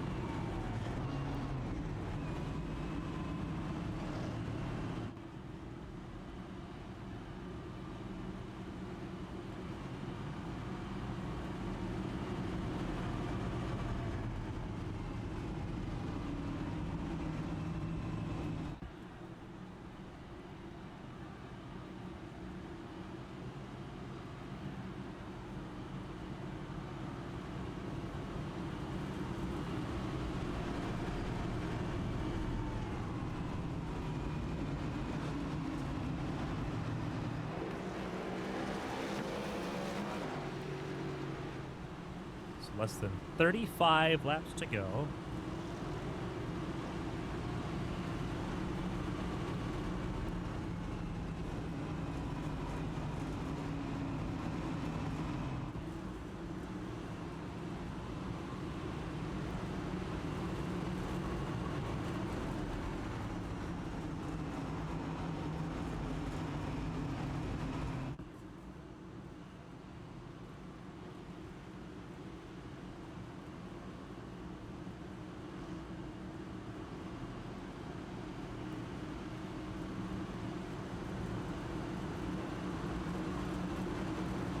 All right, so queuing up the band for this 11th restart, it is Kiss and Weather and Braille, once again, front row.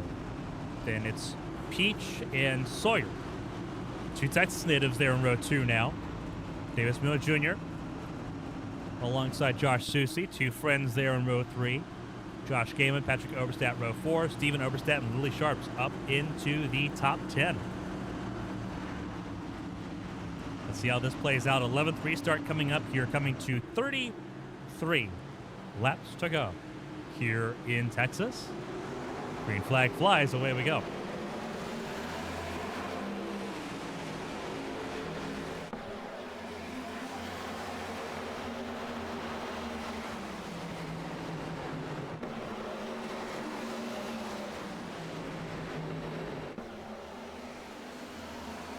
Tagging the wall just a little bit there on the exit of turn 2. Everyone pushing a little bit harder than they were earlier in this race, and it is showing.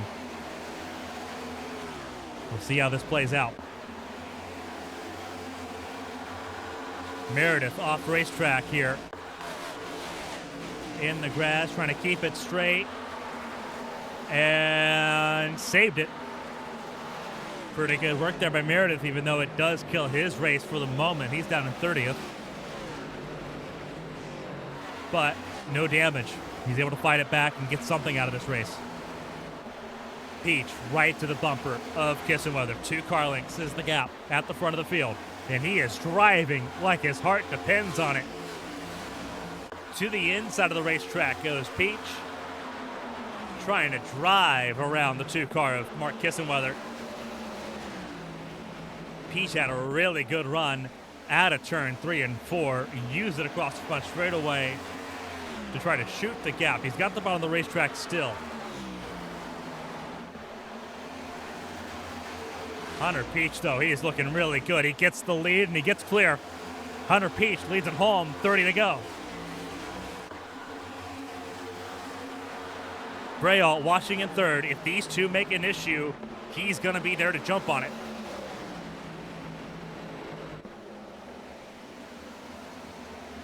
Josh Susie in the top 5 behind Davis Mew Jr. Josh Gaiman in 6th. Tucker Sawyer still top 10. He's in 7th. Did not get a great restart. Patrick Overstat, Stephen Overstat, the brothers there 8th and 9th. Bren Rowitz is out to 10th. Willie Sharp's dropped 2 spots from 10th to 12th.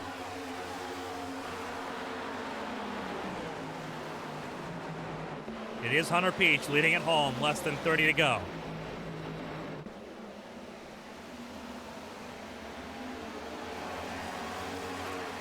Josh Susie looking to the inside of Davis Smeel Jr.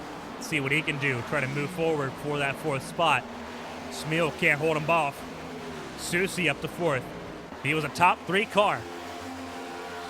He was a front row qualified car. Trying to get back to that point. Front row was Bren Roberts and Josh Susie. Neither of them have had the race that they wanted.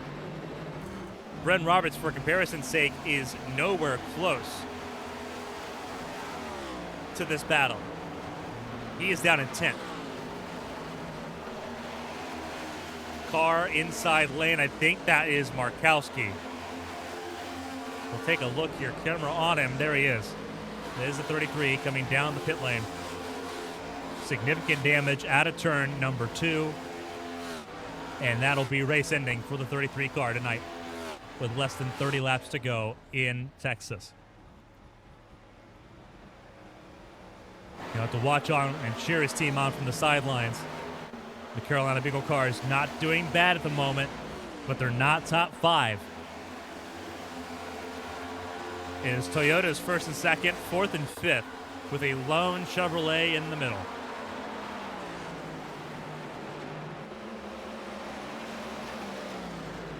Coming to 25 laps to go. Kissenweather and his number 2 Camry right on the bumper of Hunter Peach in that number 20. Peach trying to win at home. His stats on your screen. 2 race wins. They've not been here. And he's not had a win this season. Looking to change that.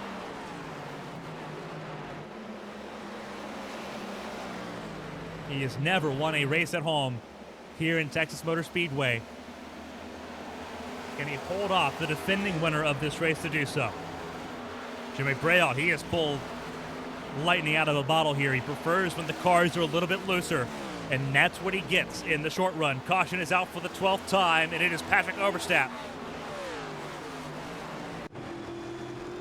And that is in turns 3 and 4.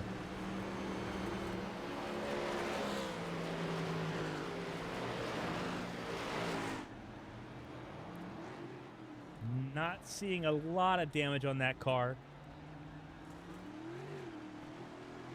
Trying to get that car rolling on the banking's hard. No damage on the right side. We'll see what happened here. 12th caution of the night. They were all battling really hard on the fringe of the top 10. And this is your look here from Patrick Overstat. This is Patrick and Steven. Was there a little bit of contact in the 3? Ambient slow motion, quarter speed. This was in the top 10. Brendan Roberts had just gone around them to move up to 8th. Steven turns Patrick a little bit, but Patrick had gotten loose before that point. Now, does anyone else make contact with him? Bailey Thompson, that is cutting it close there. I don't think so, because that's a part of the racetrack where you're typically running the bottom anyway. A little bit of the nose damage we saw there, head on there, flattened it up a little bit, but that's not the worst thing in the world. Yeah, everyone's running the bottom of the racetrack naturally there. The concern is when he starts sliding down the racetrack, what do? Pereira makes it through. Zach Meredith chose the outside lane now that he had come to a stop. And you see him just try to clear that outside lane and let more cars go through there. You see him hold stationary. So good reactions after the spin. Overstack getting some work done on the front of that car to give himself a fighting shot now at the end of this race. But it'll be damage limitation. 2 race wins, though. He is not someone who is significantly concerned with how this race plays out, knowing that he's got that buffer and knowing that he's still very well and safe in the top 12 despite tonight.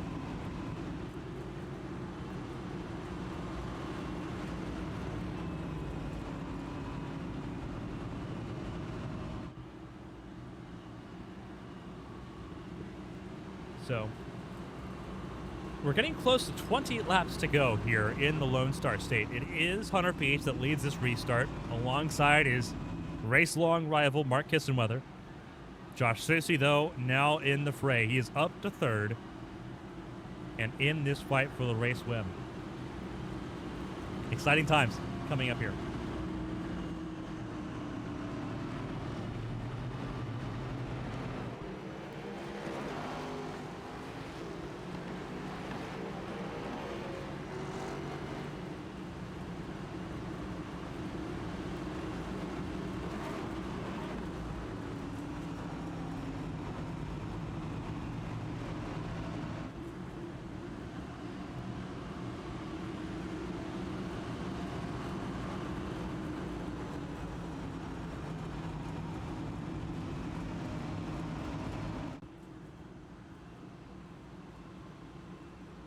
Going green with 21 laps to go. List retirements still pretty small, all things considered. 40 cars started this event. Retirements in order: Randy Payne, Kevin Feemster, Austin Mongold, KJ Gibney, Callie Height, and Dale Markowski. With 34 cars still classified running in this race. I think Dustin Hall has maybe called it quits. No, he has come back on the racetrack. So I will take back what I said there. He'll be at the tail end, 34th place. Not really able to gain anything on the group that's racing right now. But also still a chance to make up something if there is a big crash later on. With 21 laps to go. It is Peach and Kissenweather front of the field. Susie in wait. Green flag flies. Away we go. Peach with a little bit of wheel spin gives that race lead right back to the 2. And Kissenweather leads. Susie was trying to help him out, getting clear of the 2 car. It didn't work.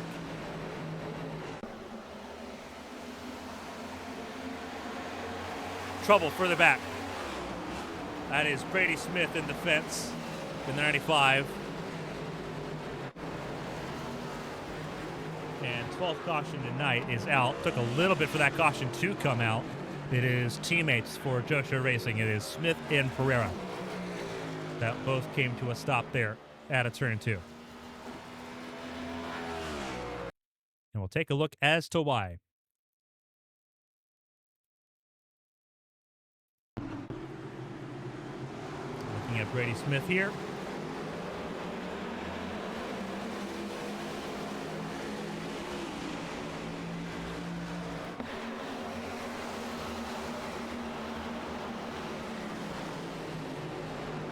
I might actually start with Pereira in the 96. And indeed it does.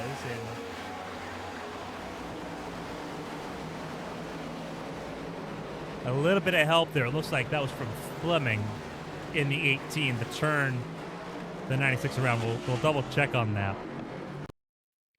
But Pereira did not get a lot of help. Did not get a lot of leeway on that one. A lot of people not happy with how the 96 is driven tonight. And we'll see how this plays out here. The 96 car goes middle, leaves the inside lane pretty wide open. It's not Fleming, it was Apperson, the 4. But 96 of Pereira gets loose before Apperson makes contact there and just sends the 96 all the way around. And unfortunately, Brady Smith, a bit of friendly fire there for the teammates for Joe Show Racing. And it will send them backwards near the back of the field for this 12th restart of the night. Brady Smith stayed out there, though, on this go-around. He will restart in 26th.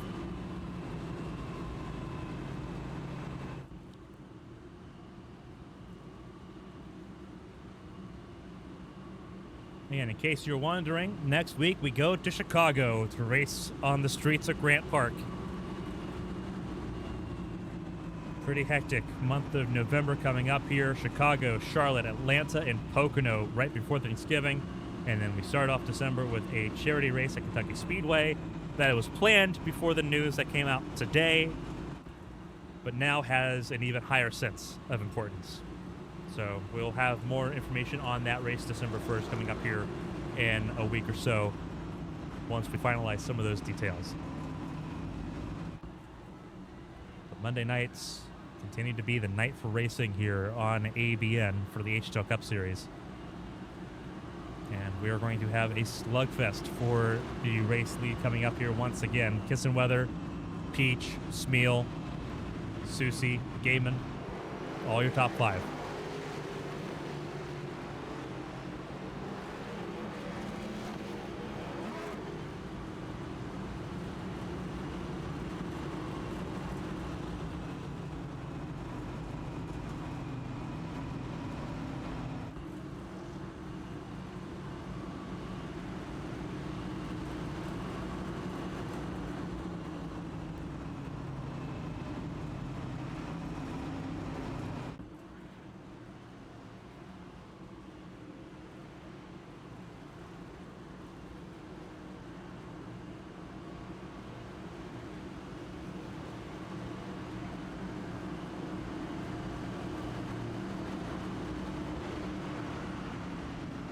To go back racing here, less than 20 laps to go. We'll be going green with 17 laps to go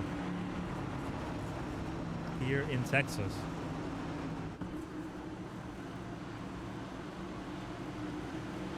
Everyone jumping at the bit, trying to get a good result here.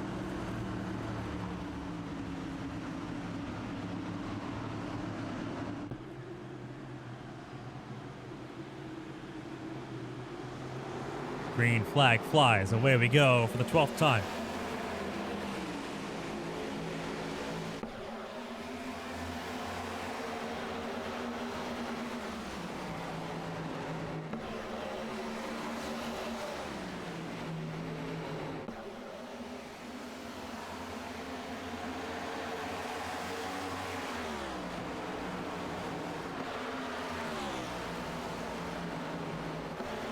Car up near the fence. That was Peach.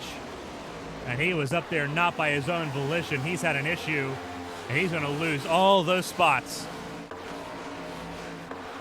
Oh, he's got a big problem. Hunter Peach has a huge issue.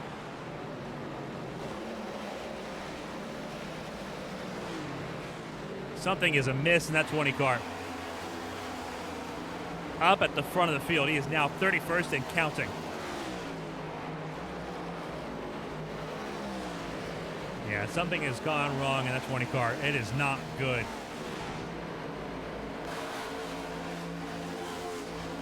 That is heartbreaking for Hunter Peach. Now down to the 33rd spot. In trouble. Braille and Sharp. Car on the fence. It's Denny, I believe. 13th caution of the night. In turns 1 and 2, Lily Sharp and Jeremy Braille, huge impact in the turn 1 and 2 wall, a safe barrier there.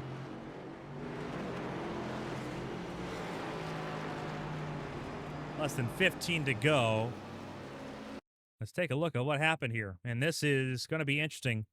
Blimp cam from high above. Sharp's already loose. And a little bit of help as to getting there. That is Dean Clav at the 43. AB in slow motion. We'll see how it plays out in slow motion here. That is Sharp in the 19. Clav it behind. He's going to send it into turns 1 and 2.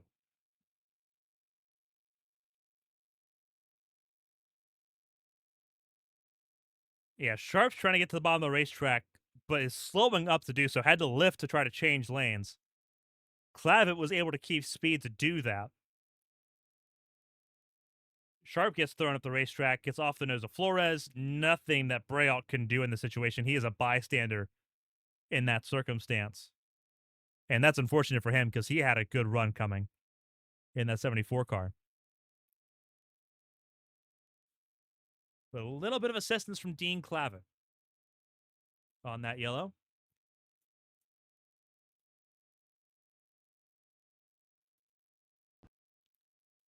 It's right on board. This is a little bit late on. You kind of see the kind of lunge that he makes here.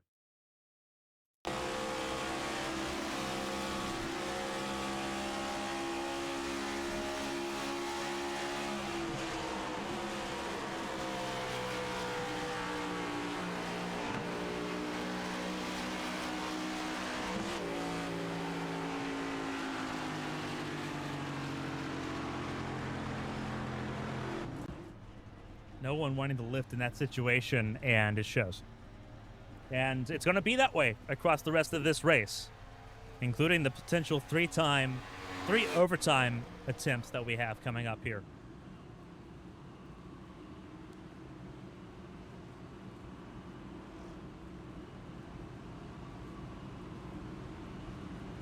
Less than 15 to go. It's a very interesting top five. Kissenweather, Smeal, Susie, Thompson, and Gaiman, your top five. Vorndren has eventually made his way back to the top six here. He is in the sixth spot. He qualified in fifth. Remember, he was involved in an incident earlier on in this race, got sent all the way back, and it has taken forever for him to make it back into the top 10. Same goes for Blake Henderson as well. He is up in the top 10, back in 8th place now, looking at what could potentially be his best finish of the season at the moment as things sit. And it looks like we'll be getting ready to go back racing here with about 11 laps to go here in Texas. See if the lights go out in the pace car.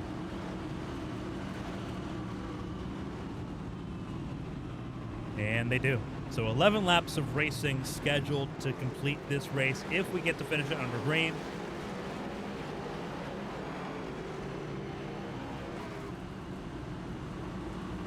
But that is the next important question, if we get to finish it under green.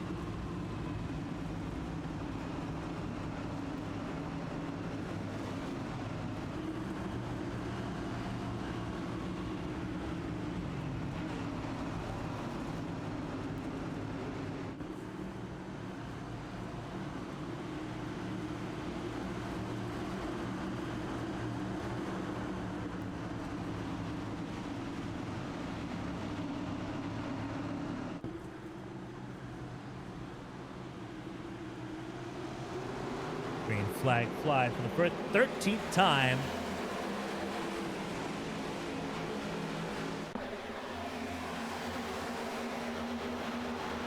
And a new challenger is approached Mark Kissenweather. It is Josh Susie. But here comes Josh Gaiman as well. He's recovered from his earlier issue on lap 22.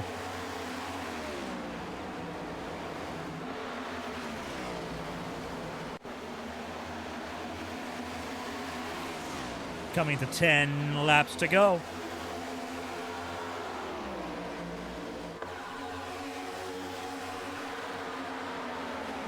Top 10, a little bit of separation.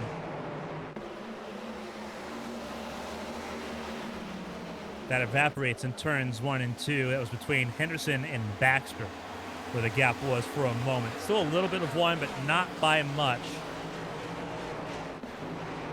Sawyer outside lane, making it work. There goes Baxter. Trouble. And Baxter goes around trying to defend that 11th spot. 14th yellow of the night.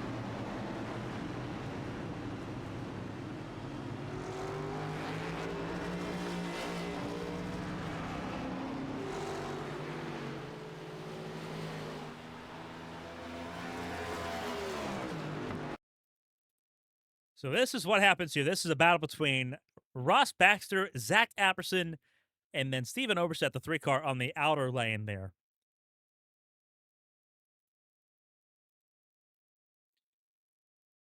Everyone going for tight real estate here. Really good job by Steven in the 3-car. He could have just plotted to his teammate right there, sidesteps him, only loses a spot.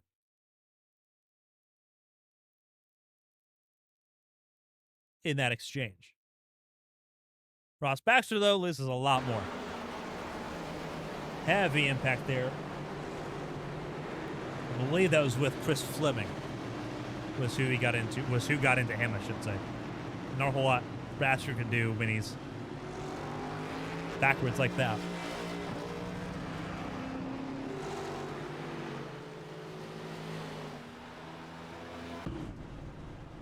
So he's got some work to do coming down the pit lane. Apperson, though, he's looking pretty good at the moment. I do want to get his perspective on how that played out. And that is not Apperson. That is Josh Arnold, who was behind it all. There we go. On board with Zach Apperson. Let's go ahead and jump backwards for a second. Closing rate pretty high.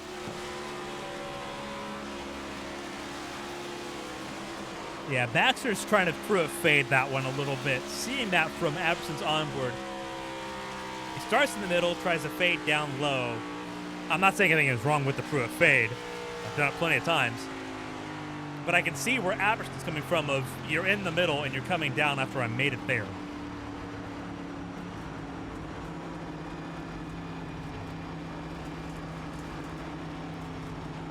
But I'm also aware that some of the trajectory, some of the lines you want to take, sometimes requires you to enter high and exit low.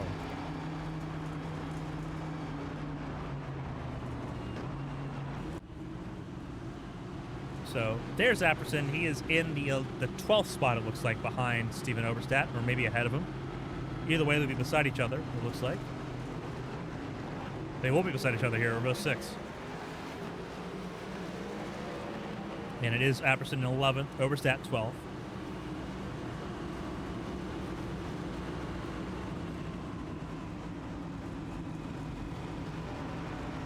Hunter Peach has called it a day. He is officially retired from this race. He is in 32nd position. Olivia Pereira also down the pit lane still at this point.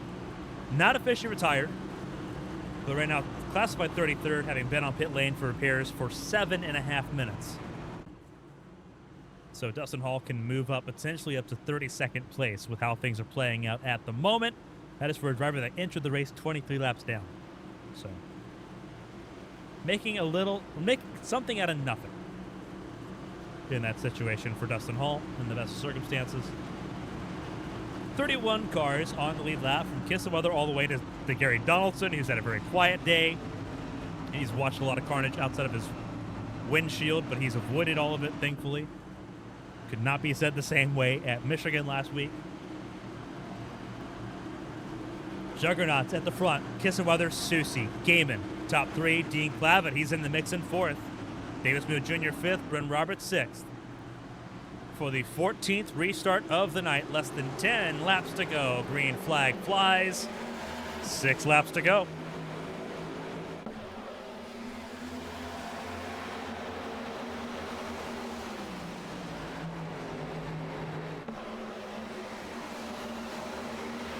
3 wide behind, Clavitt in the middle. And Clavitt gets turned by Sawyer. 3 wide, did not work out. And caution comes out for the 15th time.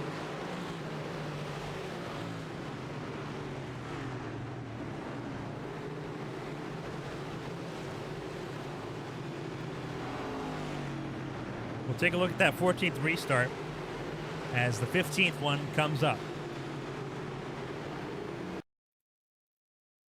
So this is the restart as a whole. Focusing on the 43 at Clavitt.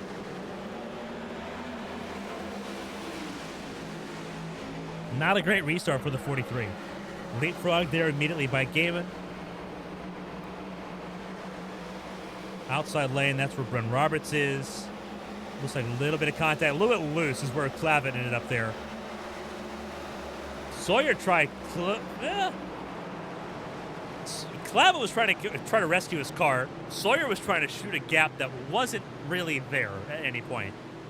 Try to put a full car through a half car length gap between Clavitt and the wall. And that didn't go so hot. Well, watch that again, and we'll slow it down a little bit once we get closer to the source of the accident to sort of see what Sawyer was looking at here. A bad restart by Clavitt puts him in the hole early. And you're seeing that. Gaiman leaves him behind. Davis Smith Jr. leaves him behind. He tries driving it in deep, and we'll slow it down here because he gets loose on the exit of 2, bounces off the 54. Bren Roberts gets on through. Sawyer's in the fence himself, and he's just not lifting. And Clavitt gets moved up top by Thompson in the 27. As we mentioned before, the last restart, the last caution, people just aren't going to lift at this point. And with Sawyer, he hit the wall and just decided he was going to stick with it. And unfortunately for Clavitt, he was an obstacle in the way.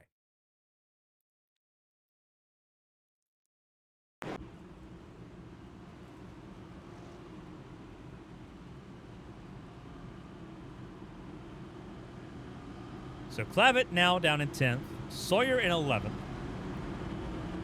A little bit of animosity there as we sit coming to 3 laps to go.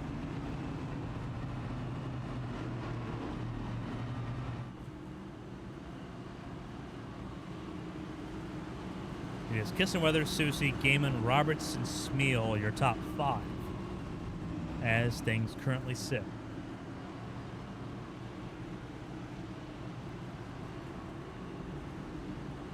Is this going to be an overtime restart? That is the question. 3 to go. Nope. Natural green-white checkered. We see that more often than we should in HTL, but this will not count as an overtime attempt.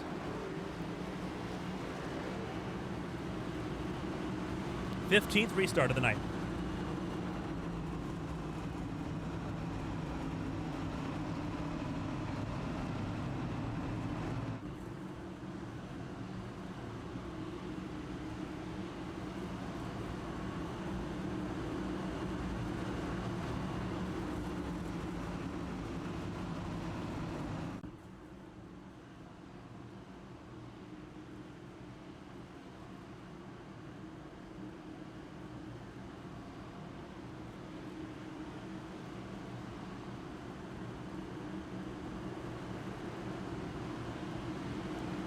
Some other Susie, Gaiman, Roberts, Smeal, Vorn from your top 6, Thompson,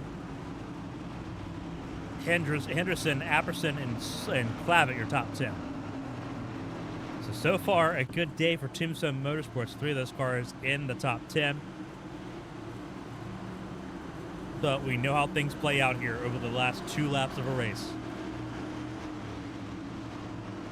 Will that be the case here in good old No Limits, Texas? There are some limits, such as the lap count. Green flag flies, and Susie got a bad restart that time. Got left in the dust by Gaiman, who's up to 2nd. And Susie gets turned, and Goodness gracious. And they are still crashing on the back straightaway.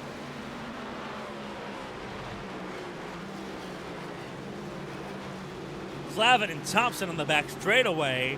Susie got turned in 1 and 2. And there's overtime.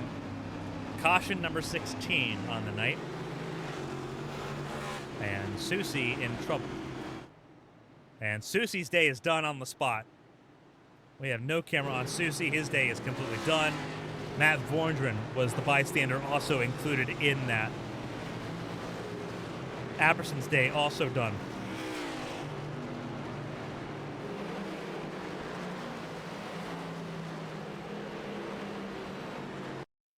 Let's take a look as to why this takes place. Looking back at the restart. And we'll look from high above on the case of Josh Susie, the 24 car. Who does he get hit by? He gets a slow restart, similar to what we saw with a couple cautions ago. He doesn't hit anybody. He gets loose and comes across the nose of Thompson, is how that plays out. He gets loose. And both Roberts and Vorndren get tagged in that situation, unfortunately. Apperson slams the wall. Susie, frustrated by the car, he just stops midway through. Angel Santiago gets turned. Everyone checking up for that. Sorry, not Santiago. That is Mark Parkhurst that gets a piece of it. And Clavin, I want to circle back and come back to this for a second because Thompson was involved in this. Does Thompson also get loose? 100%. 100% Thompson gets loose afterwards. Ooh. Very fortunate for Sawyer that was not a lot worse. Obviously nowhere for Swatsworth to go in the 6. For Sasek and Clavitt, they get hit again. Sawyer got lucky on that one. And counting his stars in his home state. Whew. Ugly, ugly, ugly finish of this race incoming, regardless of what happens here on this first overtime attempt. We have up to 3.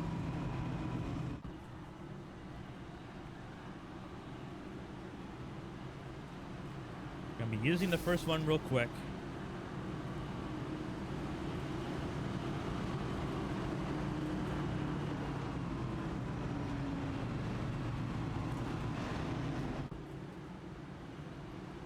Unfortunately for Dustin Hall, he will not be able to gain any more spots. He has gotten a 32nd place, but that is where he will stay without some significant divine intervention at this point. Susie will be classified in 30th, Apperson in 31st. 29 cars on the racetrack. All of them, 30 cars on the racetrack altogether, 29 on the lead lap from Kissenweather all the way to Donaldson. Dustin Hall being the only lap car on the racetrack at this point. And this is a wacky top 10. Kissenweather, Gaiman, Smeal, Henderson, Sawyer, Swatsworth, Stephen Oberstadt, Ren Roberts, Eli Sasek, and then Chris Fleming.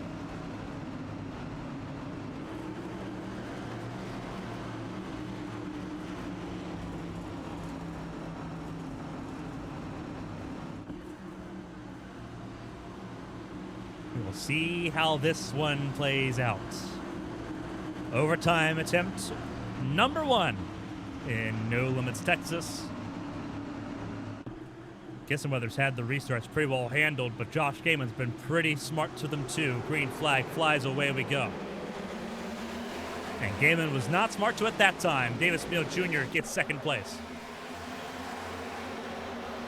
Henderson, remember, he has not had a finish better than 19th. He is trying to hang on to this for dear life.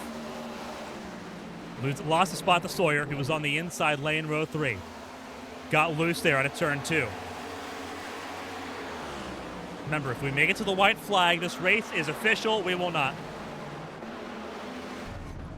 Car backwards, inside lane. That's Pacey Wyjet. And it looks like Matt Vorngren a part of it as well.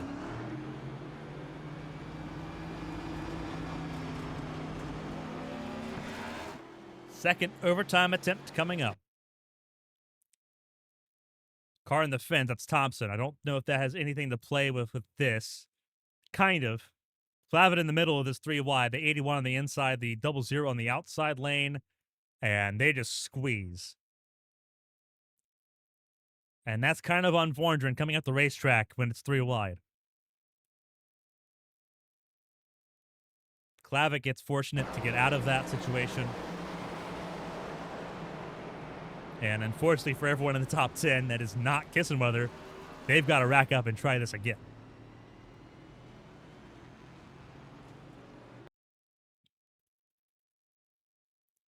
And again, everyone just trying to get around the 27 of Thompson there. Full speed from high above from the blip cam. Again, it's the 00 and the 81, the 43 in the middle there. 4 wide for a brief moment. Thompson backs out of it, tags the wall as a result. Klavitt hits the wall a little bit harder.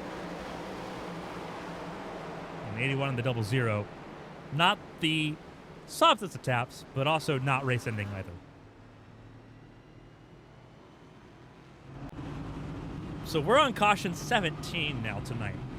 And everyone's scratching their heads.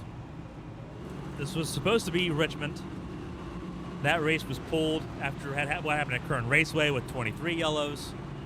Texas put on the calendar because last season, 5 cautions. A lot better than 23. And instead, we're at 17 with a chance at 18 here tonight.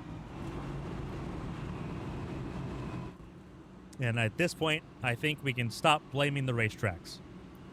I think the drivers need to look at themselves for a moment and say, I'm pushing too much.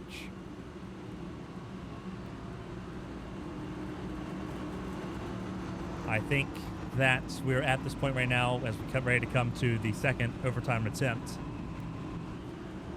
I think the field collectively thinks that the skill gap in the field is smaller than it actually is.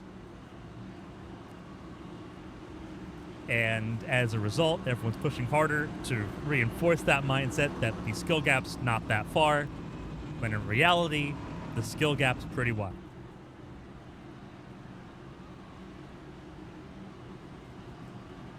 At this point, it sits a little bit more on the driver's shoulders. HTL officials went out of their way to reform the schedule to make it more palatable for the drivers that were so adverse to short tracks. And instead, they've given us an equally bad, if not worse, performance at a track that just a few months ago was one of HTL's best races of Season 6.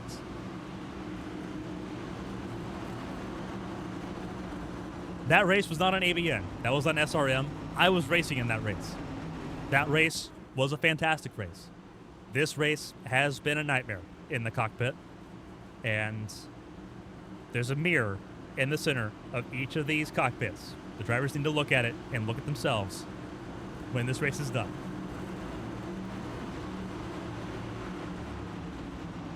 Kissenweather, though, not one of those problems. Neither is Smeal. They've been pretty good all night.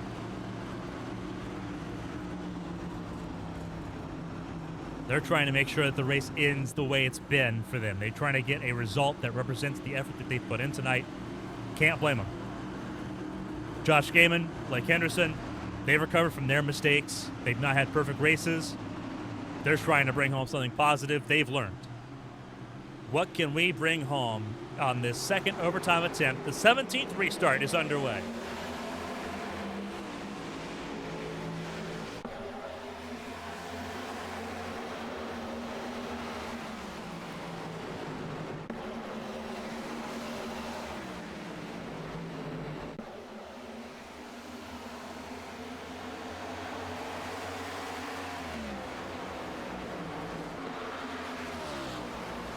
caution out, we're going to have another restart here, and it is going to be a little bit of a disaster further back. Sharp and Baxter backwards in turn 3.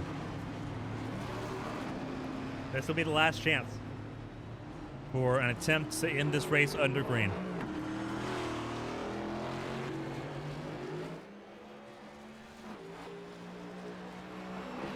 We'll take a look at what happened here behind the top 20. It happens pretty late in the straightaway here. It looks like a 3-wide situation that did not work out again. And sure enough, we'll go AB in slow motion here. 18th caution of the night. We're only going to have one more restart after this. That is a guarantee with the limitations on overtime restarts. This is Flores on the outside lane, tagging the wall and closing the lines together as Byron Jones tries to force a 3 wide on Baxter and Sharp. Baxter reacts to Flores hitting the wall. Jones couldn't see it. Santiago couldn't see it. He was too far back. And he hits the wall pretty hard.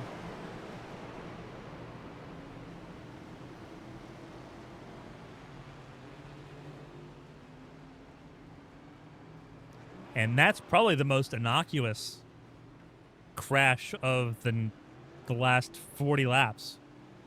That's just a case of people trying to make moves, not seeing what's going on in front of them. There's a perfect world where that kind of works if you're Byron Jones. But unfortunately with Baxter, and Sharp knew what was coming. Sharp didn't move up in any significant way there on that one. Baxter just moved down, reacting to Flores hitting the wall, expecting Flores to slow down like we've seen so many times tonight. And that wasn't the case.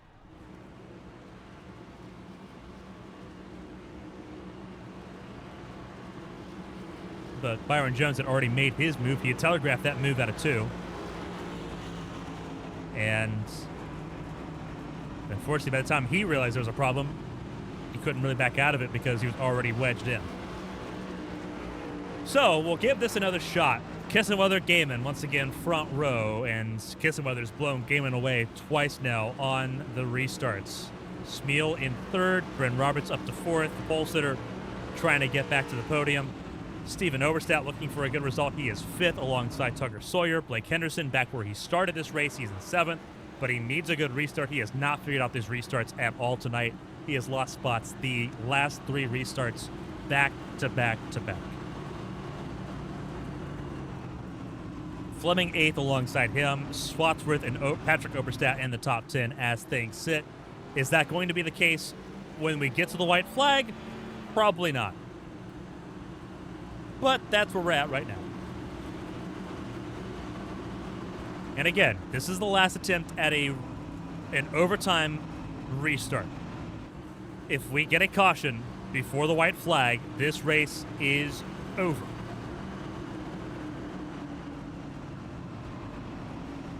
Doesn't matter what happens now. This race is over if we see a yellow or a white flag. If we see the white flag, we race to the finish. If we see a caution flag before the white flag, field is frozen, and wherever you're at that point is where you finish. For an 18 caution race, the end is guaranteed to be in the next 5 minutes. Whether or not it's in 5 minutes or in a minute is up to the drivers. Mark Kissenweather's done his part. Davis Wheeler Jr.'s done his part. A good chunk of the top 10 have done their part to try to get this race off the ground and out of the way. But unfortunately, some others have had other ideas. As the green flag gets ready for the final restart, 18th restart underway. 2 laps to determine it all here in Texas. A little bit tighter of a restart there. Smeal drifts out wide. Trouble. That is a car in the fence. That was Steven Oberstadt in the fence. Sorry, no, Bryn Roberts in the fence. Excuse me. He was on a bit of a high line charge.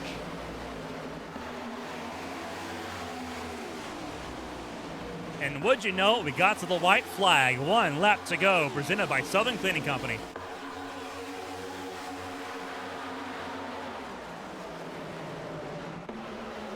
What have you got here in the last mile in Texas? Mark Kissenweather, he is gone. He is clear. He is out the way. Gaiman trying to defend from Bren Roberts for second. 3 wide, further back. Roberts gets turned. Kissenweather wins. Gaiman second. David Spiel ends up third. Roberts in the grass.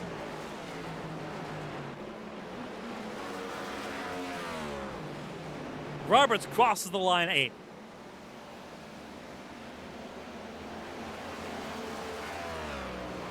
It is Mark Kissenweather that grabs your race win here in Texas.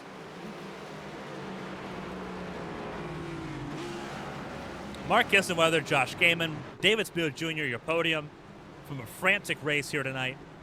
A little bit of a bump there from Chad Swatsworth. His race, not the greatest. He ends up 13th tonight. Tucker Sawyer, 4th at home. Stephen Oberstadt, top 5. Chris Fleming, Blake Henderson, his first top 10 this season, in 7th. Bren Roberts in 8th. Jeremy Braille in 9th. And Brady Smith rounds out your top 10. And Mark Kissenweather defends his win from a season ago, and he gets to burn it down here in Fort Worth.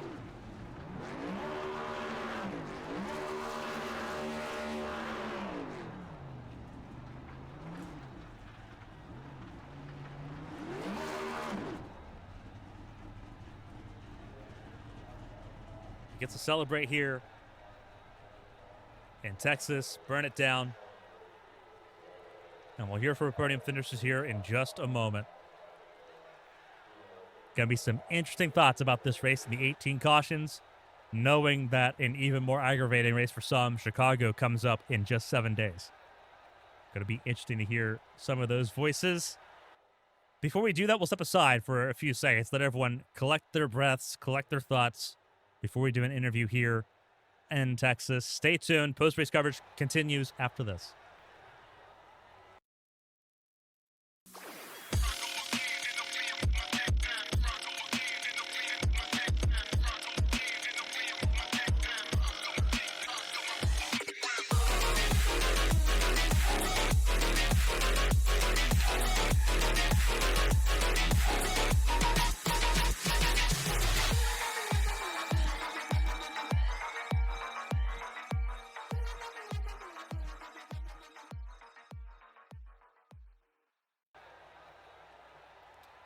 Welcome back, everyone, to Texas Motor Speedway, Lone Star 350, a wild and wacky race as we were expecting. 18 cautions tonight, a far cry from last season where we had only 5 at the end of the race last season. We more than tripled it here tonight.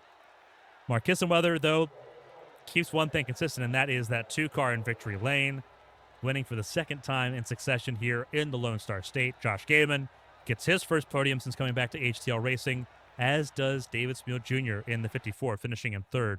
Both those drivers said they were out of the series last season at the end of the season. But here they are back and on the podium in a quintessential HTL race if Season 7's had one. We'll go ahead and go over the results before we talk to the drivers here, give them some extra time to sort of collect their thoughts.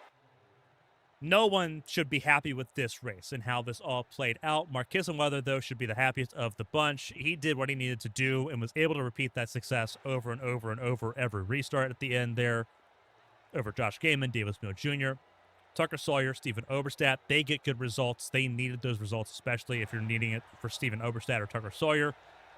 Not being really safely in the top 12, this helps out a pretty decent amount, especially going into Chicago for Sawyer, a race where he could potentially get his first race win. Very important statistic there for the 97 camp. Chris Fleming, the rookie, he ends up in 6th place here tonight ahead of Blake Henderson, who gets his first top 10 of the season. His previous best finish was 19th going into tonight. The racetrack he didn't enjoy. He qualified 7th, ran top 5 a good chunk of the night, ends up finishing where he started. ahead of Bryn Rarits, your pole sitter, who spun across the line, got turned, I believe, by either the 97 or the 54. The HTL officials have to investigate that, unfortunately, after the race. Unfortunate for Bryn Roberts, but he's already a race winner in 8th place. Not going to hurt him in the points a significant amount here tonight. Pacey Wygant didn't have a good race either, so that helps out. Neither did Patrick Oberstadt. So Bryn Roberts still has a chance to take over the points lead once more.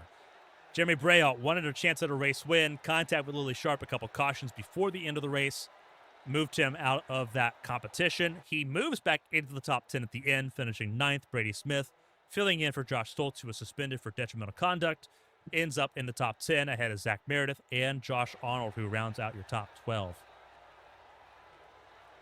Chad Swadsworth, 13th place. His teammate wins tonight. He finishes in the top 15. Mark Parkhurst, a wild race for him, ends up 14th place. Alfred Denny ends up 15th after missing Michigan last week. Not really in the points conversation, the 21 car, but not a bad effort, all things considered. He qualified 36th. Cody Pennell, Patrick Oberstadt, Byron Jones, Pacey Wygant, and Eli Sasek disappointed with their races. They both had more, all 5 of them had more than just bottom half of the top 20 pace. But that's where they end up 16th through 20th tonight. Dean Clavitt in 21st also had better pace than 21st. Same with Matt Vorengren, qualified top 5. An absolute shame for him, finishing 22nd. Elias Flores stays about where he started 25th, ends up 23rd at the end. Ross Baxter, he became a ping pong ball at the end of that race. Surprised he got 24th out of that. He probably can be counting his stars just to be able to finish the race with how bad his car looked at the end. Angel Santiago, also not a great time for him, 25th after starting 22nd. Richard Odie, a quiet race tonight for the 78 camp. He'll take it, though. He's used to being run over or doing the running over at the end.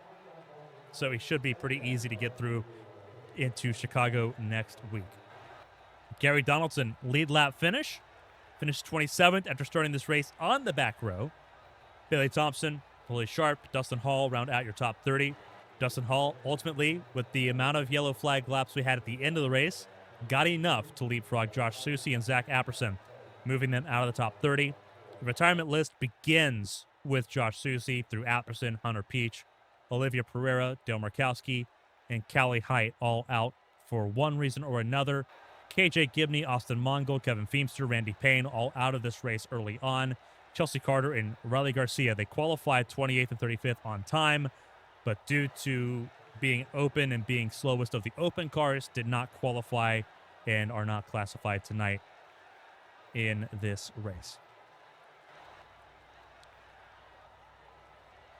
With that being said, there's a lot for us to dive into here. So let's go ahead and try to dive into some of this and see what we can get out of it. So bear with us for 1 second as we try to get all this lined up on the interview side.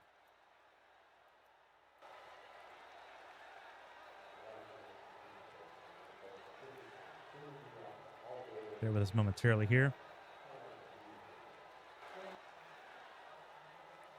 There we go.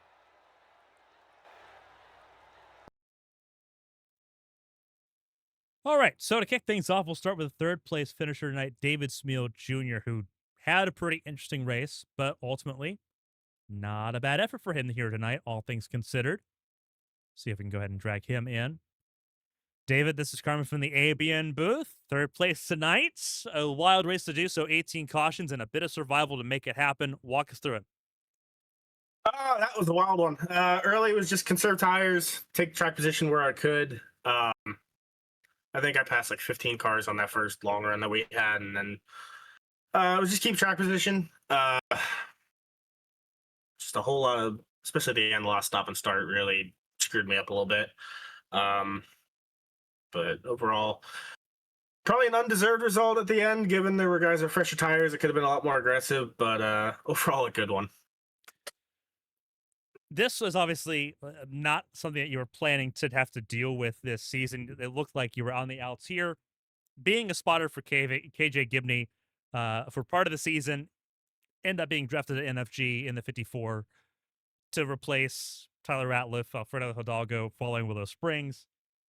Being able to jump back in and jump into a podium position so quickly, obviously teammates Josh Susie, like once again, as normal, typically helps things out. being able to jump back in and immediately find podiums once again at a frequency that you had at the end of last season, how, the question is, how reassuring is it being able to know that a race that, as you mentioned, could have gone a bunch of different ways? Your car, for example, couple cautions away, looked pretty close from collecting that 54 and sending it to the upper seats. But being able to get a podium result here so quickly after not really planning on racing this season, being able to jump back in and still be able to get those results, how reassuring is that for you, knowing that this is still the championship you missed out on last season, you get to kind of sort of fight for again this season, knowing you've got the pace for it? Absolutely. I mean, it's a confidence booster for sure. I mean, obviously, I had no intention to come back. I was going to be a hired gun, fill in for certain races, and then with everything that happened at Willow, I got that call. Shout out to DJ for putting me in the car, and I think Sissy put my name out there, which best teammate ever. I gotta say that. But, it's a confidence booster. Come back, and every week I've had speed. Every week I've been up front. I know Talladega I had some bad luck. Kern County, I got myself in trouble with a penalty, so it's good to know the speed is still there. It's good to know I can still be competitive with a lot of good cars. I mean, as deep as some of these fields are, some nights it's important to make sure you're up there. But when your focus is on something else and then you immediately get pulled back to this, it's definitely a confidence inspiring thing to have speed that off the bat, and especially just with being out of a fixed set for so long. A couple months off from that, fully focused on open set, it's a completely different animal to focus on. And obviously, the chaos that is HTL continues. Hopefully, not as many cautions. Fingers crossed. It's a road course, but it's Chicago, and that's a track that is polarizing for a lot of different reasons. Is the reason it's not existing in real life anymore after this year. What's the thoughts going into that race? Given how Willow Springs was, I don't know if you were there for Willow Springs, but Willow Springs was not great with 931 different incidents of off tracks. You don't get those in Chicago. It's pretty much you see tire or concrete. So walk us through sort of what you're feeling going into that race. I personally love Chicago. When we've done it on the open set side of things, I think my worst finish is fifth. So it's a track I enjoy racing. Hopefully I'll get some good laps this week in the spec Fords. I know that's where the official is this week, so I'll get a little bit of familiarity back with it. But I personally love Chicago. The end game is a top five, maybe a win if I get lucky. It's a track you definitely have to respect, and you definitely have to be patient with, because if not, that track will bite you very, very quickly. Well, hopefully we get to see a lot more of this 54 car. It looked fantastic tonight here in the Lone Star State. Hopefully, you get to see a lot more of it in the podium positions, top three, challenging once more for race wins. I know you're looking for that second race win pretty hard now, knowing that it's in your grasp here, hanging once again near the front of the field. Before we let you go, though, and get ready for Chicago, and obviously the races coming up here later on this week, if there's anyone to shout and say thank you to, the floor is yours, though. Congratulations again. Another phenomenal performance and another podium here in Texas. Thank you. Obviously, everybody at NFG, DJ for the confidence to put me in the car. Susie, Lily, Peach, I have great teammates. My non-teammate friends I have in here, Gaiman, Callie, Gibney, love all them. My wife, my boys, everybody that shows up every week. It is fun. It is, as much as I do complain some weeks, I do love showing up, and I do love everybody here. Obviously, you for the broadcast, and obviously I had it on my card tonight. Well wishes to you. Blake and Al for putting up with us every week, and everybody who decided to tune in and watch at home. Absolutely a fantastic job for Davis Field Jr. filling in that 54 car and getting at a podium here for the first time. The 54 car on the podium in HTL. Davis Field Jr., the responsible party for that. David, congratulations, and we'll see you again in Chicago. Thank you. And we will move right along to second place finisher Josh Gaiman here tonight, who got to experience a little bit of everything. Got to be a merry-go-round, got to be an ocean liner, gets to be on the podium here tonight. How the 61 plays out for Volfreya Motorsports. Josh Gaiman, walk us through that race. Obviously, everyone has their thoughts and feelings, some of them spicier than others. For yours, I think a podium helps kind of sort of turn down the notch of the feelings there for a moment. Yeah, for sure. I mean, it's Texas with a stock car, so that's how it's going to be. The things, was definitely a boat, that's for sure. I was sailing most of the race, but it just the beginning was trying to figure out how I wanted to drive it, and once I figured it out, post incident, it just started to come to me there, and was able to work my way up to the front and stay there.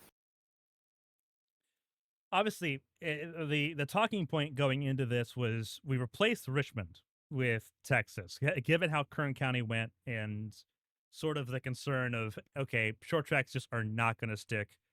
5 cautions last season. You were in the race last season. The race was a little bit night and day different compared to what we had this season. More than 3 times the amount of cautions, 3 times the amount of incidents, but also more starters in the race this go around here. Given everything there, the conversation quickly turns to, was it right to replace Richmond with Texas? I'll leave that question with you. Was that the right choice? And if so, what was so devastating about this racetrack? Because, again, 18 cautions, a mixture of reasons as to why, whether it was single spins or just drivers driving over aggressive at the end like we normally see. Something's got to change. And the short track's obviously not the whole reason why.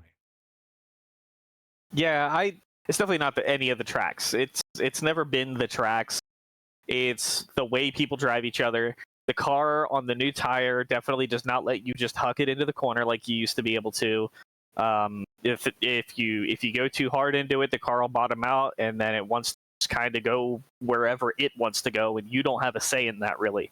So it takes a lot more finesse to drive the car, and then you got to deal with the dirty air on top of that with having completely new aerodynamics this season, compared to, I guess, the entire previous season. Really, I can't remember when the update came out really.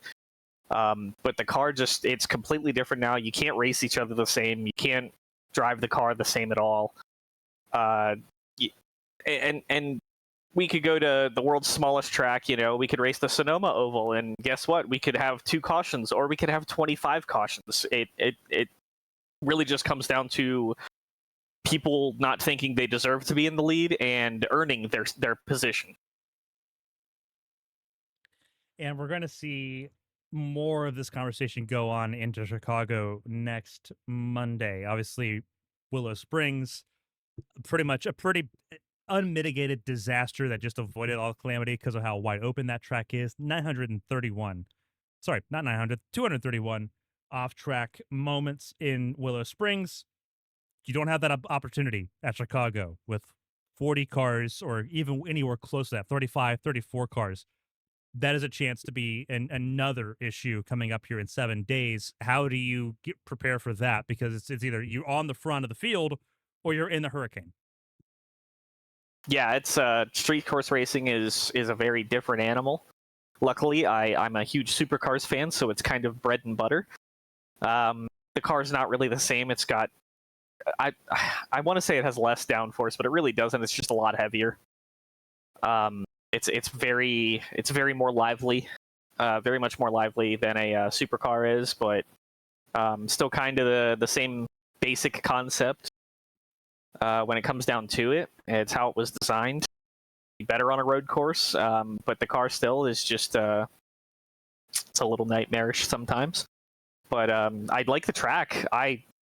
I don't know, like it was a little iffy at first, but the more I drove it, the more I realized that it actually is a pretty fun place to race, and there's a lot of opportunities to make some cool moves and make some cool moments. So I'm pretty excited for it.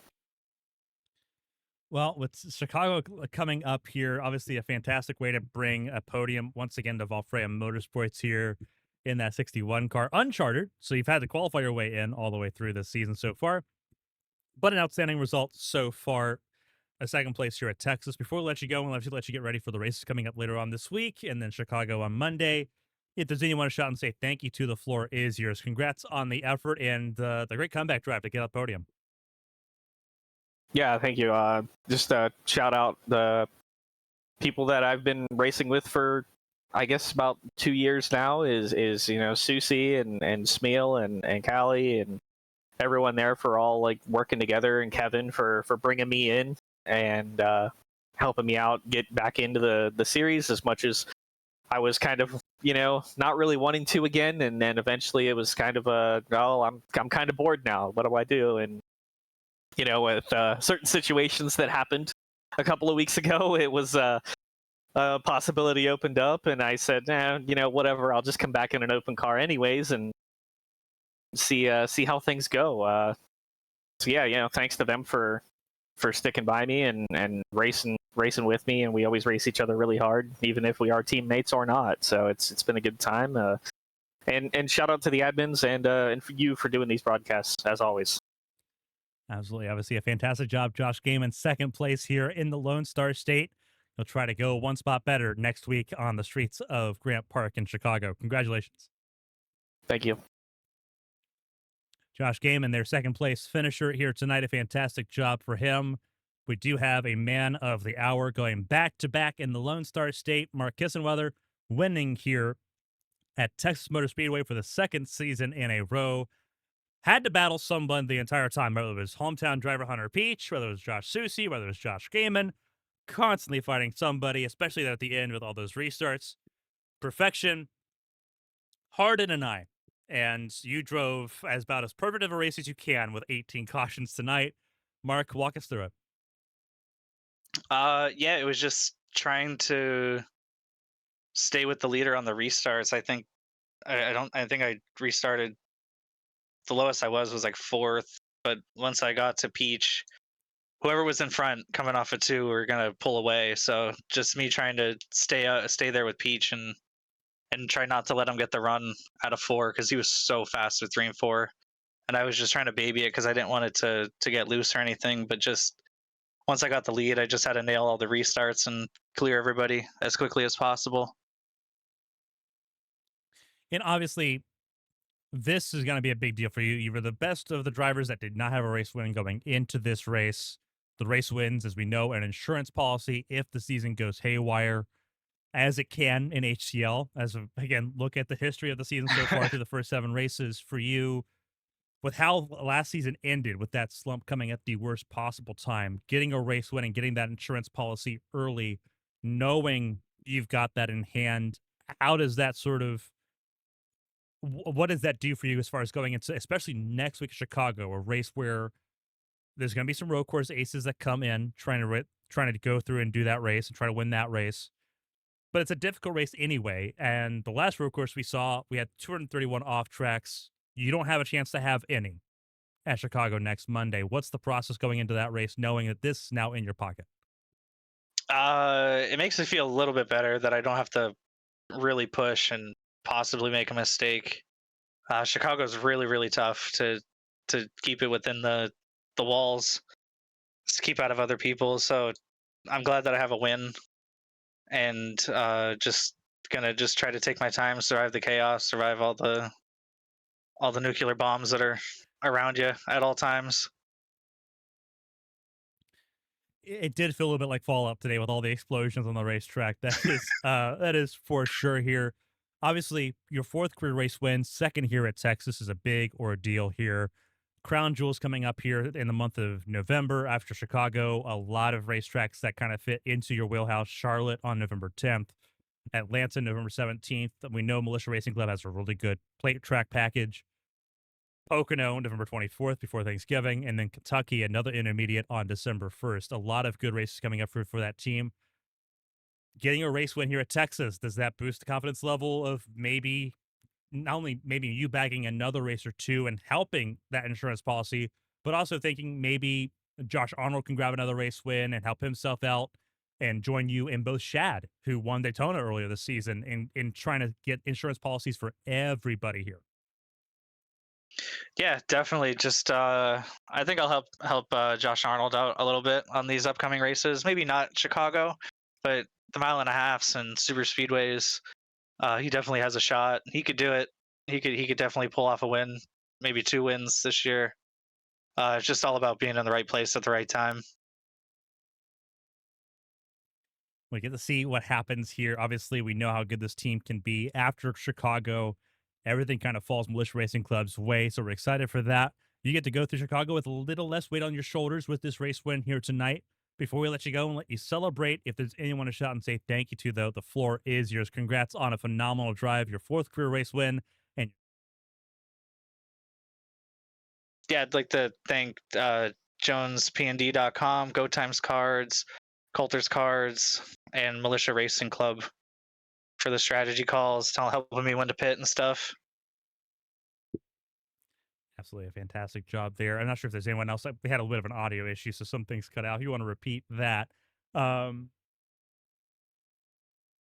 right. Yeah, I'd like to thank JonesPND.com, Go Times Cards, and Coulter's Cards for being on the car, and Militia Racing Club, my teammates for helping me focus and strategy calls and stuff like that. Perfect. All righty. Well, I appreciate you taking the time to speak with us here tonight. Congratulations on your race wins for the 2nd time here in Texas, your 4th career HTL Cup Series win, an insurance policy going into the streets of Grant Park. Mark, obviously, well, hopefully we'll talk to you again later on this season. I'm pretty sure we're going to at some point. This 2-car's been rapid fast all season long, but enjoy it, and we'll see you on the racetrack again in Chicago. All right. Thank you. That was Mark Kissenweather, the 2nd place driver, the race winner here tonight. We already talked to Josh Gaiman, the 2nd place driver here tonight. Mark Kissenweather, 4th career win. 2nd time here at Texas is the correct running order there. And we already went through the running order. We'll go through the top 12 once more. Kissenweather, Gaiman, and Smeal, your top 3. Got to hear from all 3 of them. Your biggest mover in this race ended up finishing 4th. Tucker Sawyer up 35 spots from where he qualified.